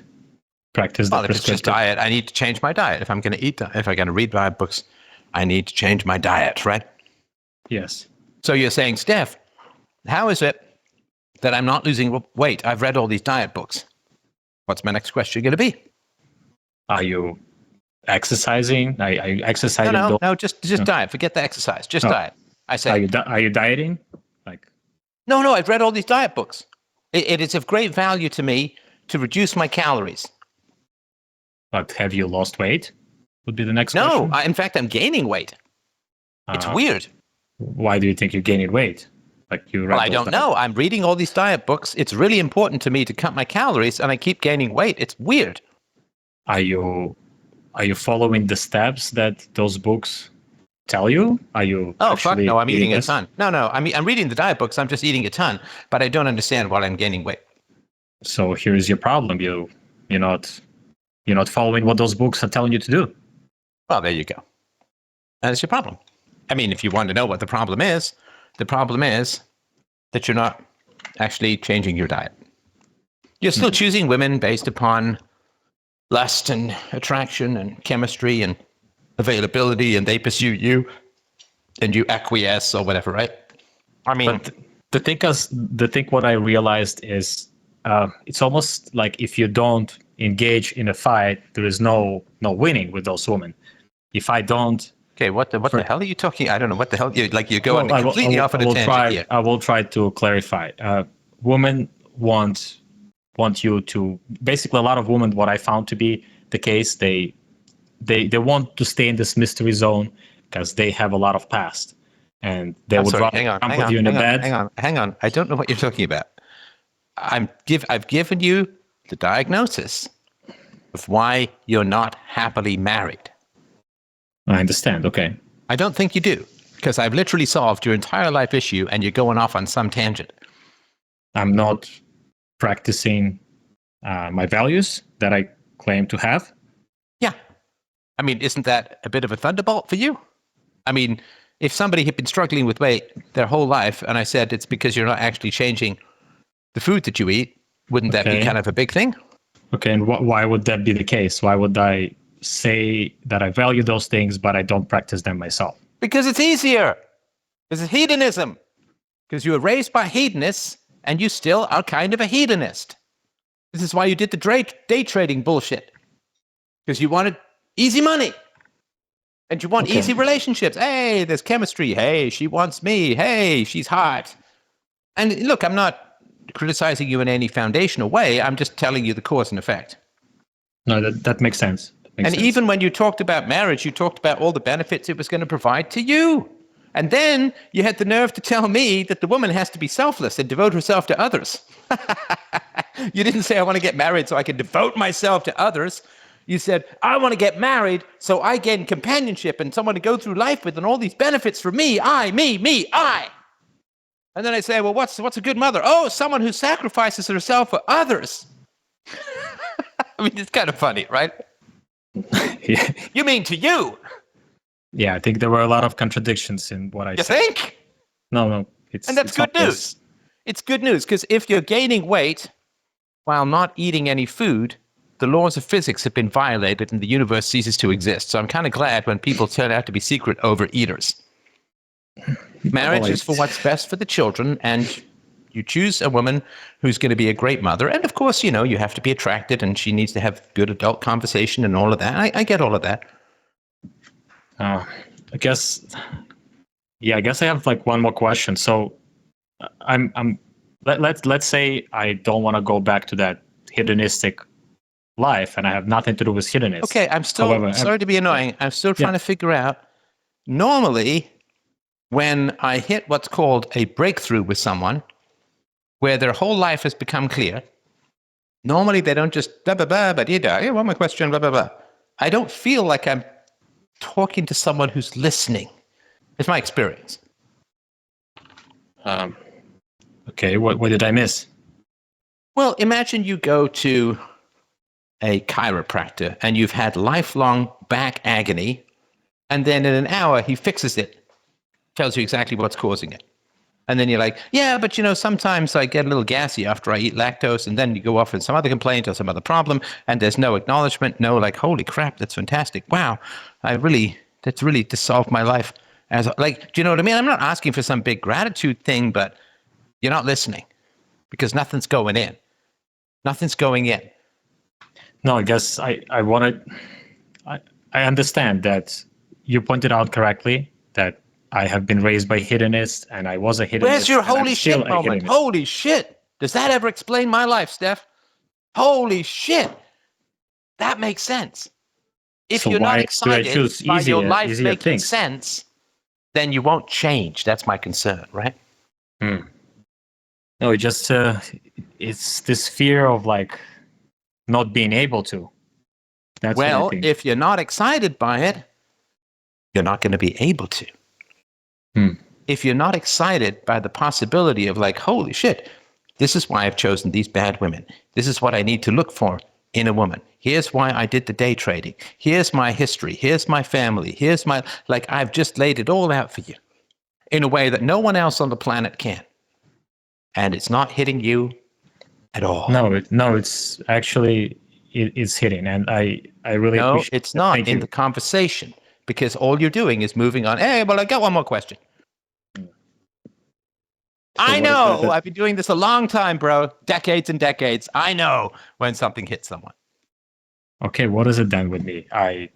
Why do I choose easier things? Why do I choose this hedonism? Like, I guess we can call it secret hedonism or like camouflaged hedonism. Why do I choose it? What is it with me? See, that's just another question. Where is your holy shit moment? I mean, I just remember when, not that I'm a therapist, but I remember when I was in therapy or just talking with friends and someone said something. I just talked about this on the show the other day that I was kind of ill-tempered, and then someone pointed out that I hadn't been able to work out with weights for a couple of weeks, and maybe that was having an effect on my temper. It's like, holy shit, that's right. Oh my God, that's it. Goosebumps, whatever, right? Oh my God, right? And the reason I'm pointing this out is you want people in your life who give you positive things, right? Obviously, right? Yes. Now, if you give someone a positive thing and they don't seem to care or acknowledge or notice it, how many people are going to want to give you positive things? No one. So I've been working like a bastard here for 2 hours for free to give you some positive things. What is my experience? You say empathy, right? Empathy, put yourself in other people's shoes. That was your big definition of virtue at the beginning. What is it like for me to be in this conversation with you, to work this hard, to give you connections and answers, and have absolutely no acknowledgement and no emotional change? I think I'm being ungrateful, and I think No, that's a pejorative. I'm asking you what it's like for me, not what you're doing. I asked you what it was like for me. You talked about what you're doing. Come on, Mr. Empathy. I think you feel unappreciated. I think you feel like maybe you're talking to somebody stupid, somebody who is in denial. No, not stupid. If you were stupid, I'd be kind or kinder, right? I think you feel, if I were to put myself in your shoes, I think you feel that I do not appreciate the value that you provide, and I'm being dishonest, and I cannot self-reflect. Well, it means that your virtue of putting yourself in someone else's shoes is also a bit of a bullshit virtue in terms of how you practice, right? Correct. Because I've repeatedly said, where are your emotions? I've repeatedly said, I don't get the sense that you're processing or listening, or you know what it is, right? So I've repeatedly expressed frustration at me providing obviously pretty electrifying answers to the problems of your life, and you just droning on with some other stupid problem. It's not that the problems are stupid. What's it like to be on the receiving end of a conversation with you? Because you want high quality people in your life, obviously, right? So if you want high quality people, sorry, go ahead. Do you feel like I didn't listen to you?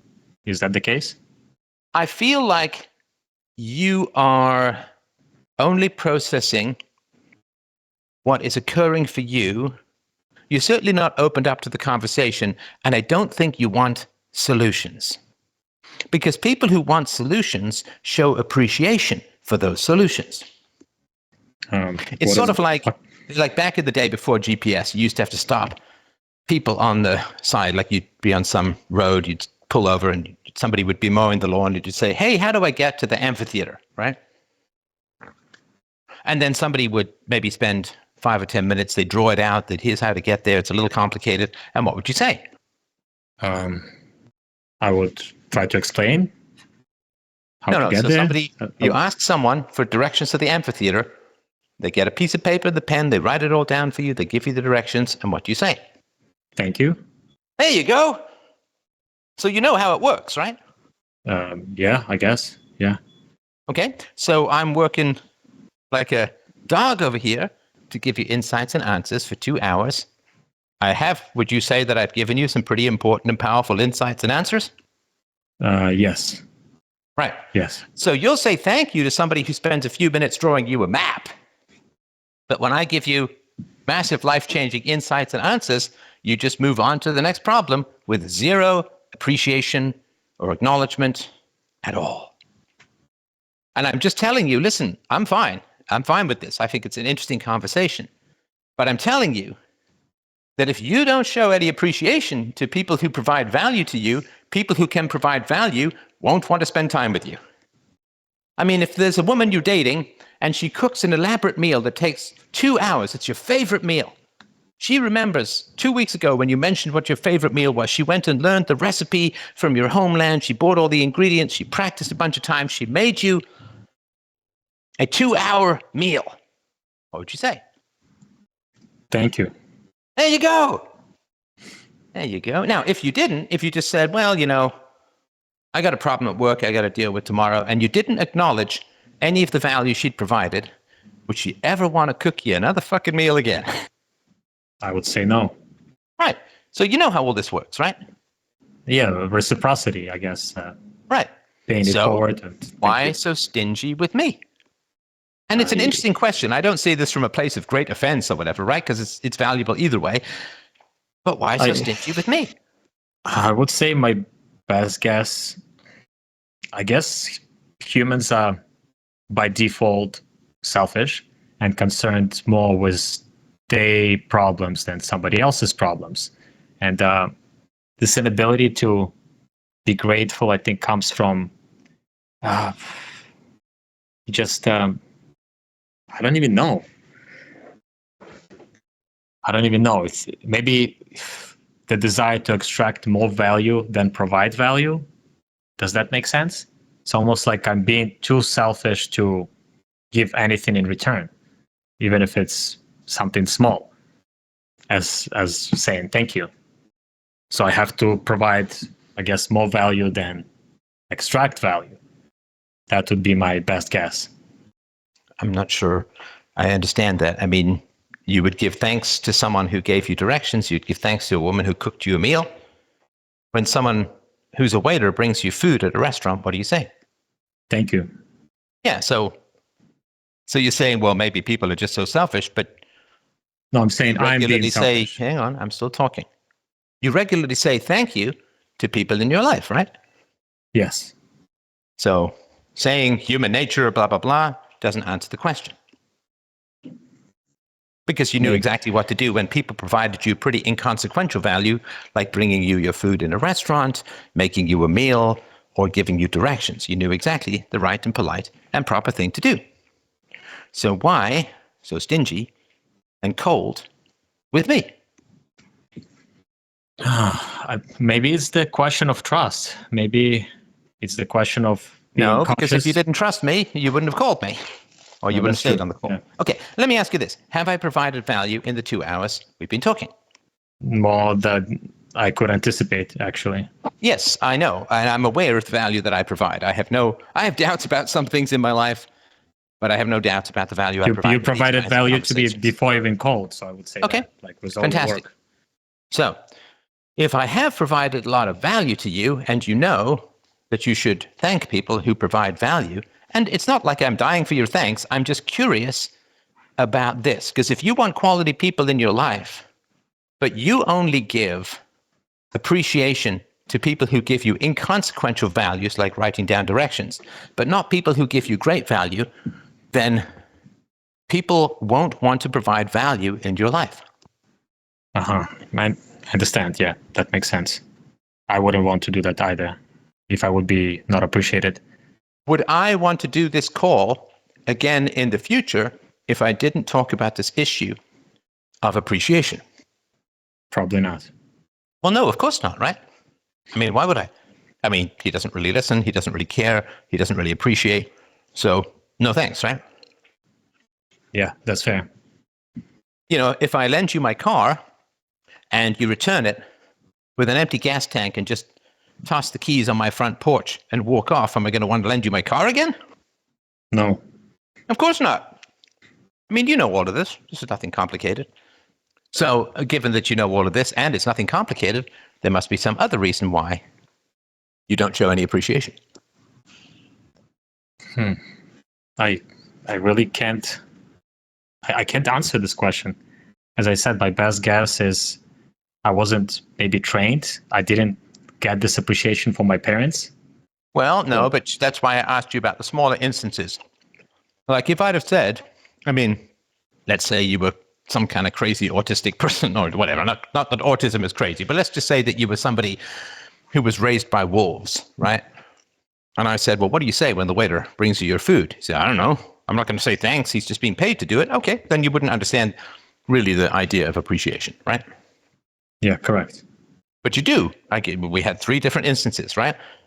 We had giving you directions, cooking you a complicated meal, and a waiter bringing you your food, right? And you fully understood the idea of appreciation. Yes. So saying, well, because parents and I don't, like, you do understand the concept of appreciation, right? Yes. So why so stingy? If I would imagine that as an adult, these 2 hours have given you the most illumination of the entire rest of your adulthood put together. Yes. And in your entire 32, whatever it is, years of existence, I would imagine these last 2 hours provide more concentrated value and understanding than the rest of it probably put together. And you've probably got more understanding of your life and virtues and values of this conversation than in 32 years of being parented. Yeah, I would say I never had this kind of quality of conversation even with any of my friends, acquaintances. So yeah, it's of a great value. Do you think... Are you I mean, yes. Yeah, I think so. And that's why people open their hearts up to the world this way. And again, you had as a value of honesty, right? And so I'm being honest about my experience. So if I'm providing massive value and there's no appreciation, no emotional change, no thanks, and just more and more and more problems coming up and tangents, what is going on? Are you suggesting I'm not able to change? Oh. What is it going on with me? I don't know. I'd like to know, but I don't know. I don't have the courage to say it because I think... No, stop just go inward, for God's sake. Stop just making up shit and flinging it to the wall and see what sticks. Go inward. What is happening in your heart of hearts in this conversation? Why are you training people to stay away from providing value to you? Don't just make things up intellectually. Oh, maybe could this, could be that, could be the other. Actually go into your heart. Go deep down. What is the resistance to appreciation in this instance? What would it cost you to say, Steph, thank you? I don't know, milliseconds? Not much. Seems like emotionally, what would it cost you? Not in terms of time. Emotionally? I don't know. I can't find the word what it is, but it's like something like a part of me to cost me my ego. Again, stop making stuff up. Stop just making stuff up. The answer is within you, not in some random words you can assemble and throw at the wall. What is the feeling? Right? So another way to do that is to try thanking me and see how you feel. Well, I thank you for this conversation. I think it was of a great value. No, but really thank me, not just like you're reading off a card. Okay. Well, Steph, thank you.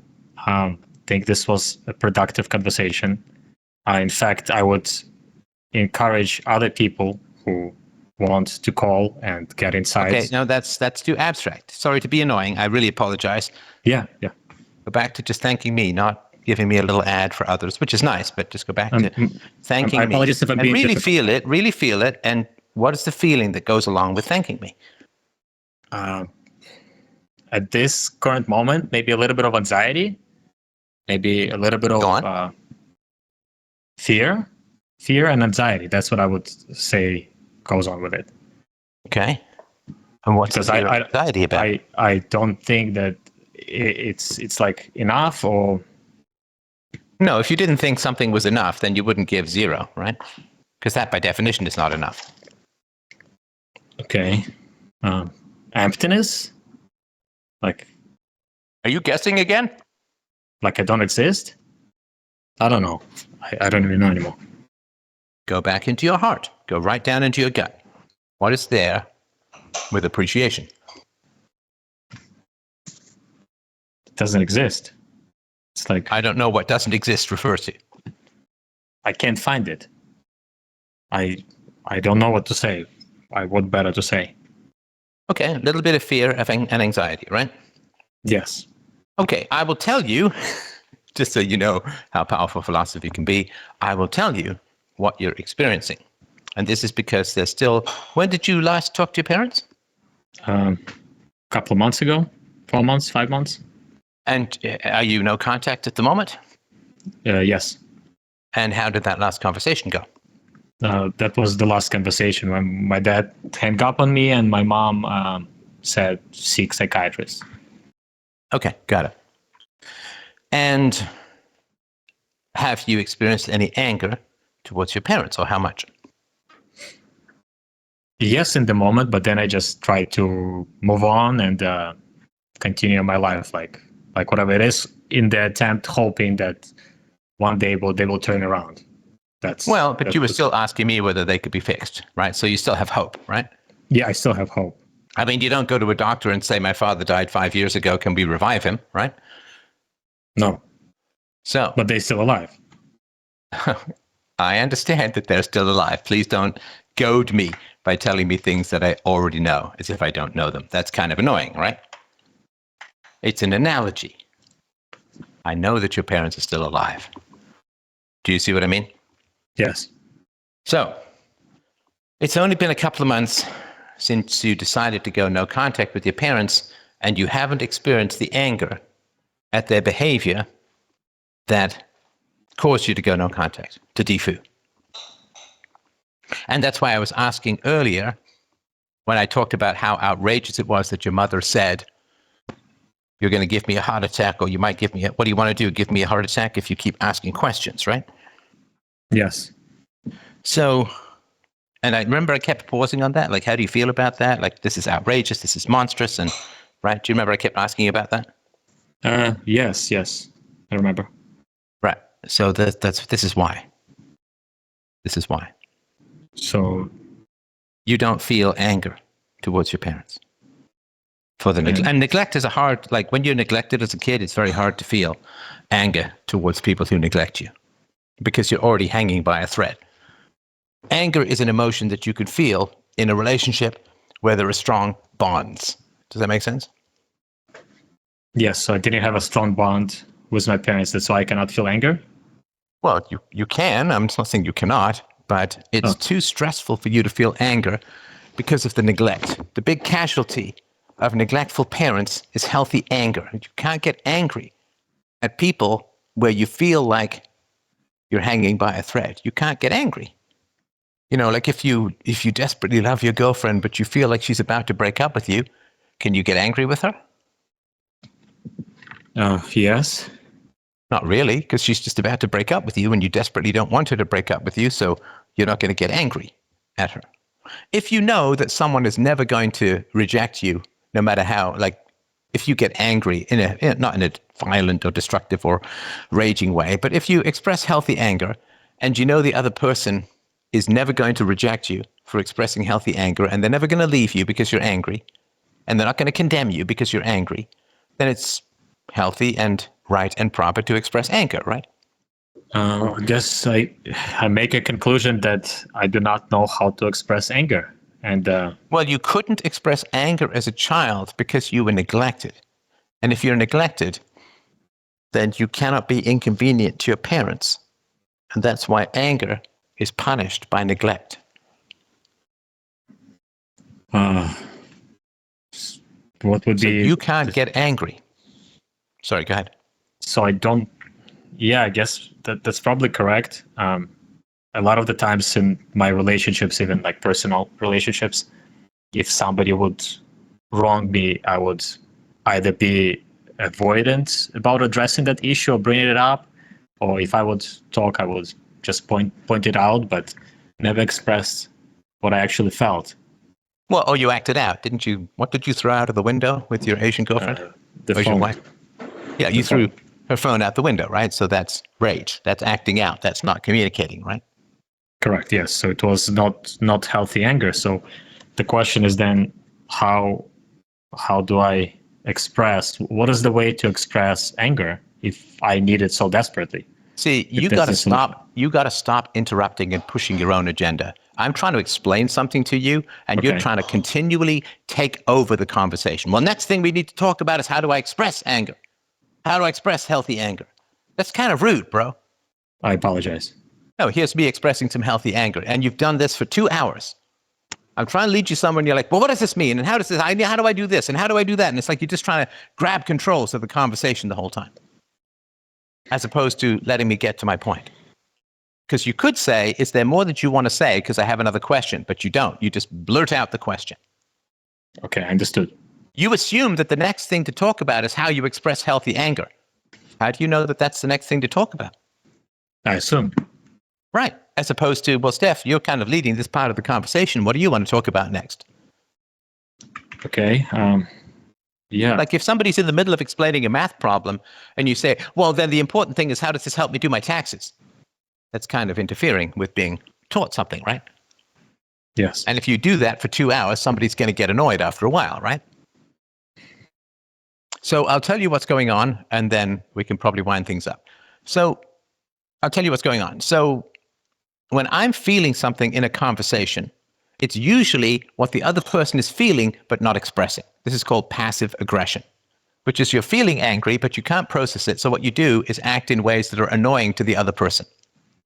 And I'm sure if you look back over the course of your life, I mean, we all have a bit of a habit about this, but if you look back over the course of your life, I'm sure you'll see that either it being acted upon you or you acting it on others. So what's been happening in this conversation is because you're so recently enmeshed and focused in on your parents, and that's not a criticism. It's just, it was just a couple of months ago, right? That a 32-year, quote, marriage or relationship hit the skids, right? So there's a lot to process.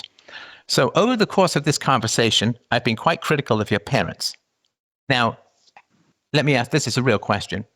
If your parents were in on this call while I was talking about them this way, well, how would they react? Probably the same way. No, don't probably. You knew them for 32 years. Give me some facts here. They would run away. No. What if they were in the conversation and heard me talk about this monstrousness, this hedonism, this, right? The manipulation, the bullying. They would do the same thing as with me. They would deny it. They would deny their wrongdoing. What would they feel when they heard themselves criticized in this way? They would. I think they would feel fear.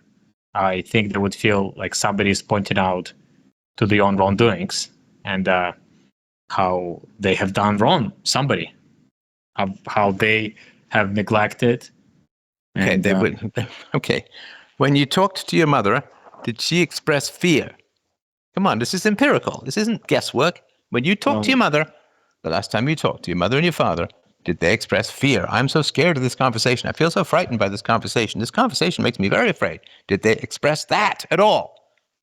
No, she expressed manipulation. Not with your father. What did your father express? My father expressed, it's none of your business, he said, and then he hung up. Okay, so what is that emotion? Is that fear? It's, I don't know. It's an emotion. I translate it as the emotion? Anger. Don't ask.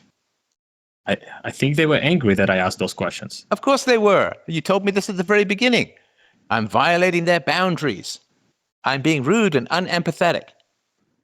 Right? So if you violate someone's boundaries, they get angry. I mean, try going up to someone and having a conversation almost nose to nose. What are they going to be angry? Like, back off. What are you doing? Little personal space here, right? If a woman says, I'm happy to kiss, but you can't touch my boobs, and you start grabbing her boobs, what's she going to get? Angry. So your parents were angry, right? Yes. Now we can say, yes, but deep down there's fear. But in terms of what they expressed, and your mother said, if you continue asking me these questions, what do you want to give me a heart attack? Now, if somebody was threatening your life, would you be angry with them? Yes. Of course you would. So this is not complicated. You're a smart guy, so I'm just talking about this emotional disconnect, right? Your parents were angry. You told me that at the very beginning. Does that make sense? Yes. So my parents expressing anger, but I'm concerned about my expression of anger. Holy that shit, what's going bro. on? You don't fucking listen. You just did it again. I'm in the middle of explaining something, and what do? You start asking rhetorical questions about yourself. The emotions that you won't express, you provoke in others, like every human being on the planet does. In this conversation, your parental alter egos have been activated and they're angry. So the reason you can't express any appreciation, the reason you keep interrupting, the reason that you keep guessing when I keep telling you not to guess, is because your inner parental alter egos are angry, and you can't express any anger directly, so you provoke me instead. Wow. And now, I think what you want to do is you want me to model healthy anger. Now, have I been abusive towards you? I wouldn't say so. You were very patient with me. Well, I've been annoyed. I've been pretty direct. I think I've been pretty honest. I haven't called you names. I haven't hung up. I haven't, right? I'm just in the conversation. I'm annoyed, and my annoyance has actually been quite helpful, right? Because we got to this point. And I know it's not just working out because I started working out again. So no, it's not just that, if that makes sense, right? But I think you need me to model healthy anger. And you also want me to push back against your inner parents because you couldn't be this direct. And I don't blame you for that, of course, right? But you couldn't be this direct and honest with your own parents because they would just accuse you of trying to kill them and it's none of your business and hang up on you and so on. So your parents will not allow you to express anger towards them because they just escalate and cut you off and shut you up, right? Yes, I didn't have an opportunity to express my anger to them, basically. Well, you can't. Yeah, they'll just hang up on you, right? Or leave the room or rage or whatever, right? Yes. Right. So you were bullied. And you were bullied into not being able to express anger.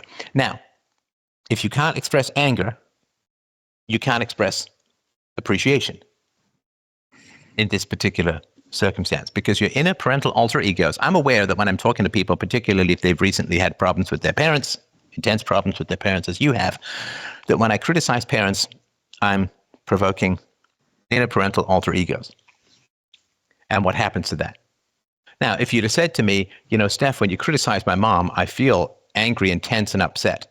Okay, then I know that you're in touch with your parental alter ego because your mom can't handle criticism and you've internalized that in order to survive your mother. It's perfectly healthy. It makes perfect sense.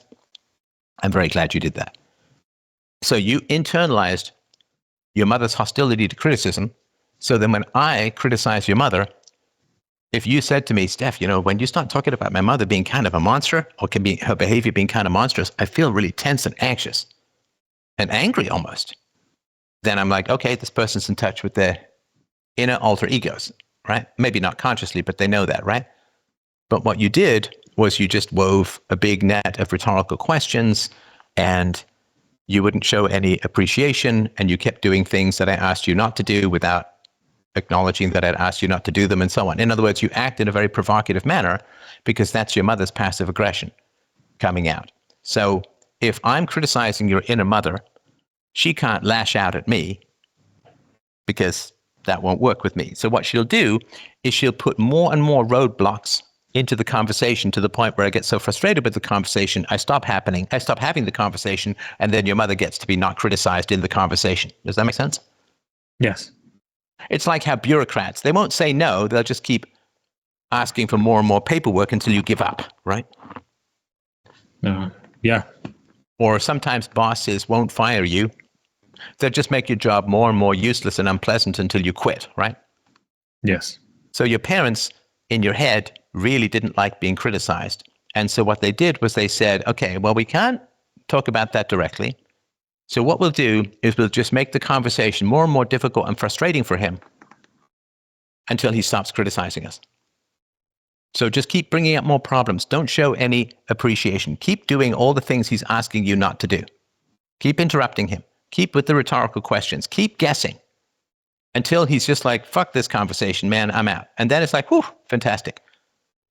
You know, like if your little brother is saying something that is going to be embarrassing at a dinner table, you'll kick him under the table, right? Passive aggression. Passive aggression. Right? So, yeah, I think that's why you can't express appreciation. And this is why you probably can't have people in your life who criticize your parents.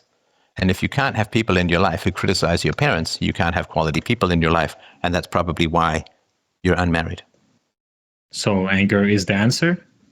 Did you just give me another rhetorical question, bro? I didn't mean to. I don't know what means. Means is irrelevant. I just know what you did. Okay, let me rephrase it. I think the conclusion is what I draw from this conversation, and it's very helpful. I didn't learn how to express anger to my parents. Like if I'm trying to teach you some math, right? I'm trying to teach you some math principles, and after 2.5 hours you say, wait, so I'm just supposed to move the 3 from this place to this place without understanding any of the principles? That'd be kind of annoying, right? Yes. So anger is the answer? Like it's rubber bones, it's passive, right? Wow. I think I'm angry that my parents are not able to talk. It's honestly furious that they say they love me and yet they're not even able to listen to my concerns 32 years later. Well, they attack your concerns. Well, my mother for sure. My dad ran away. Your father attacked it as well. Finding a way is attacking? Your father attacked your concerns by saying it's none of your business and hanging up. That's incredibly hostile on his part.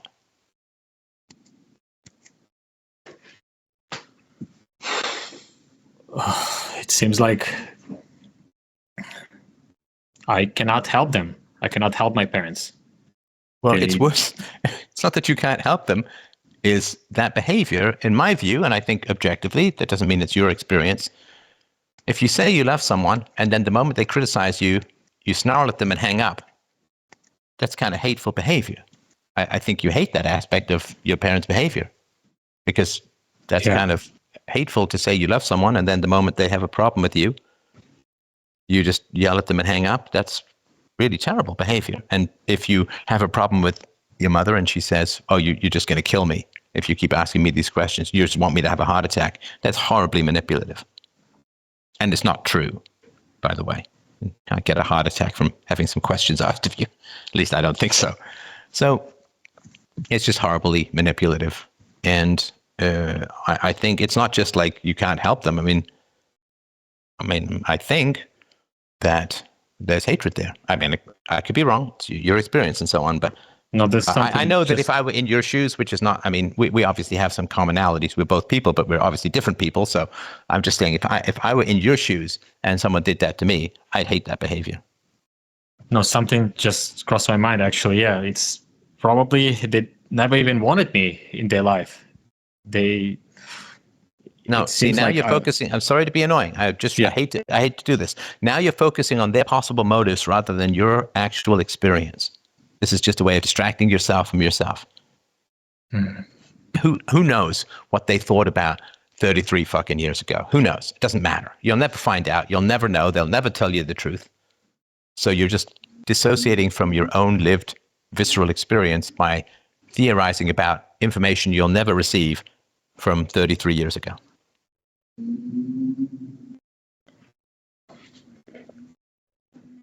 I think they did me a great harm.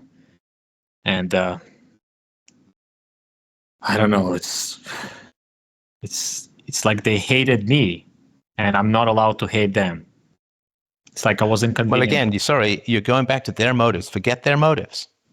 Don't you focus on their actions. Do not try and plumb the depths They of actually other people's emotions and intentions when they're not passionately devoted to telling the truth. If they're liars and manipulators, there's 0 point trying to figure out their motivations, because you'll never know. Sorry, go ahead. Okay. Just focus on your experience. Focusing on my experience and what I went through, I think they deserve hate. I think they deserve alienation. I don't think they deserve compassion. They almost like they're not my parents, just people who were around to provide food and shelter, but not more than that. Well, and they told you that directly, because they said, don't blame us for your life outcomes, which means we had nothing to do with your life outcomes, which means don't put us in the category of parents, because parents by definition have an influence on their children's life outcomes. Of course they do. They're saying, treat us as if we're strangers. Okay, well, if I'm going to treat you as if you're strangers, then I'm going to hold you to the same standard I would have with strangers, which is if there were strangers who, when I asked them some question, they snarled at me and hung up, I'd never talk to them again. And if there were strangers who I asked some questions of and they said, oh, you're going to kill me with these questions, I'm going to have a heart attack, I'd be like, well, you're kind of crazy, I'm not going to talk to you again. So if your parents say you're entirely responsible for your own adulthood and we had nothing to do with your life outcomes, it's fine. Then they say, don't treat us as if we're parents. And it's okay, and then I'll just judge you by how you behave. Okay. Okay. Why do I have that whole hope then that they will turn around? Like I'm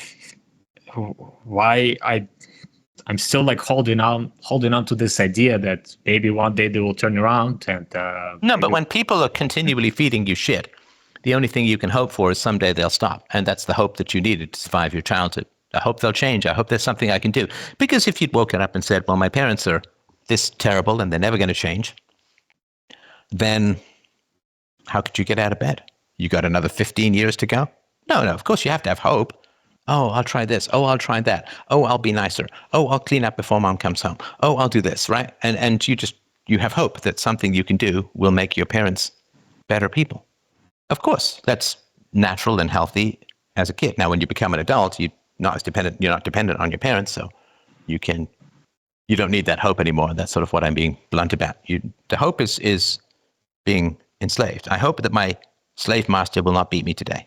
I hope that if I do this, that, or the other, that something better will occur. And that's how you retain any kind of sense of, any kind of sense of hope or willpower as a child. If you wake up and say, well, there's nothing I can do to fix my parents or my environment or their behavior, they're going to be just pretty terrible and empty and manipulative and hollow forever and ever, amen, and you've got 15 years to go, it would be pretty dangerous, right, for your survival. You just give up. Just give up hope. So you have to have hope when you're a kid that you can do things to make your parents into better people. But then when you become an adult, you have to look at things more objectively without that survival necessity of hope, if that makes sense. Yeah, I think I need higher standards and higher boundaries for myself. And I think so, yeah. And I think then if you own the anger that you have, which is healthy, then you won't be so provocative to others, I think. Okay. So practicing to express healthy anger. Yeah. That should be my goal. Yeah. Okay. Yeah. Because healthy anger keeps the bad people away and gains the respect of good people. I mean, I hope you don't think worse of me for being honest about being angry. No, I mean, it was fair. Like that analogy that you gave about the roadblocks and how my inner mother talking, it's just, I mean, I have no words, but it was there. It was all there. And you verbalized it for me. So good. Thank you. All right. Well, listen, I hope you'll stay in touch and please let me know how things are going on. I think we've done fantastic work today. And I really do appreciate and respect your patience in the conversation. And I thank you for your openness to me being angry. That's very helpful. And I'm glad that the anger seems to have been of some value to you and hopefully to the world. And I really do appreciate your time today. And thank you for your time, Steph. Yeah, I'll see you. You're welcome, brother. Take care. Bye-bye. Bye.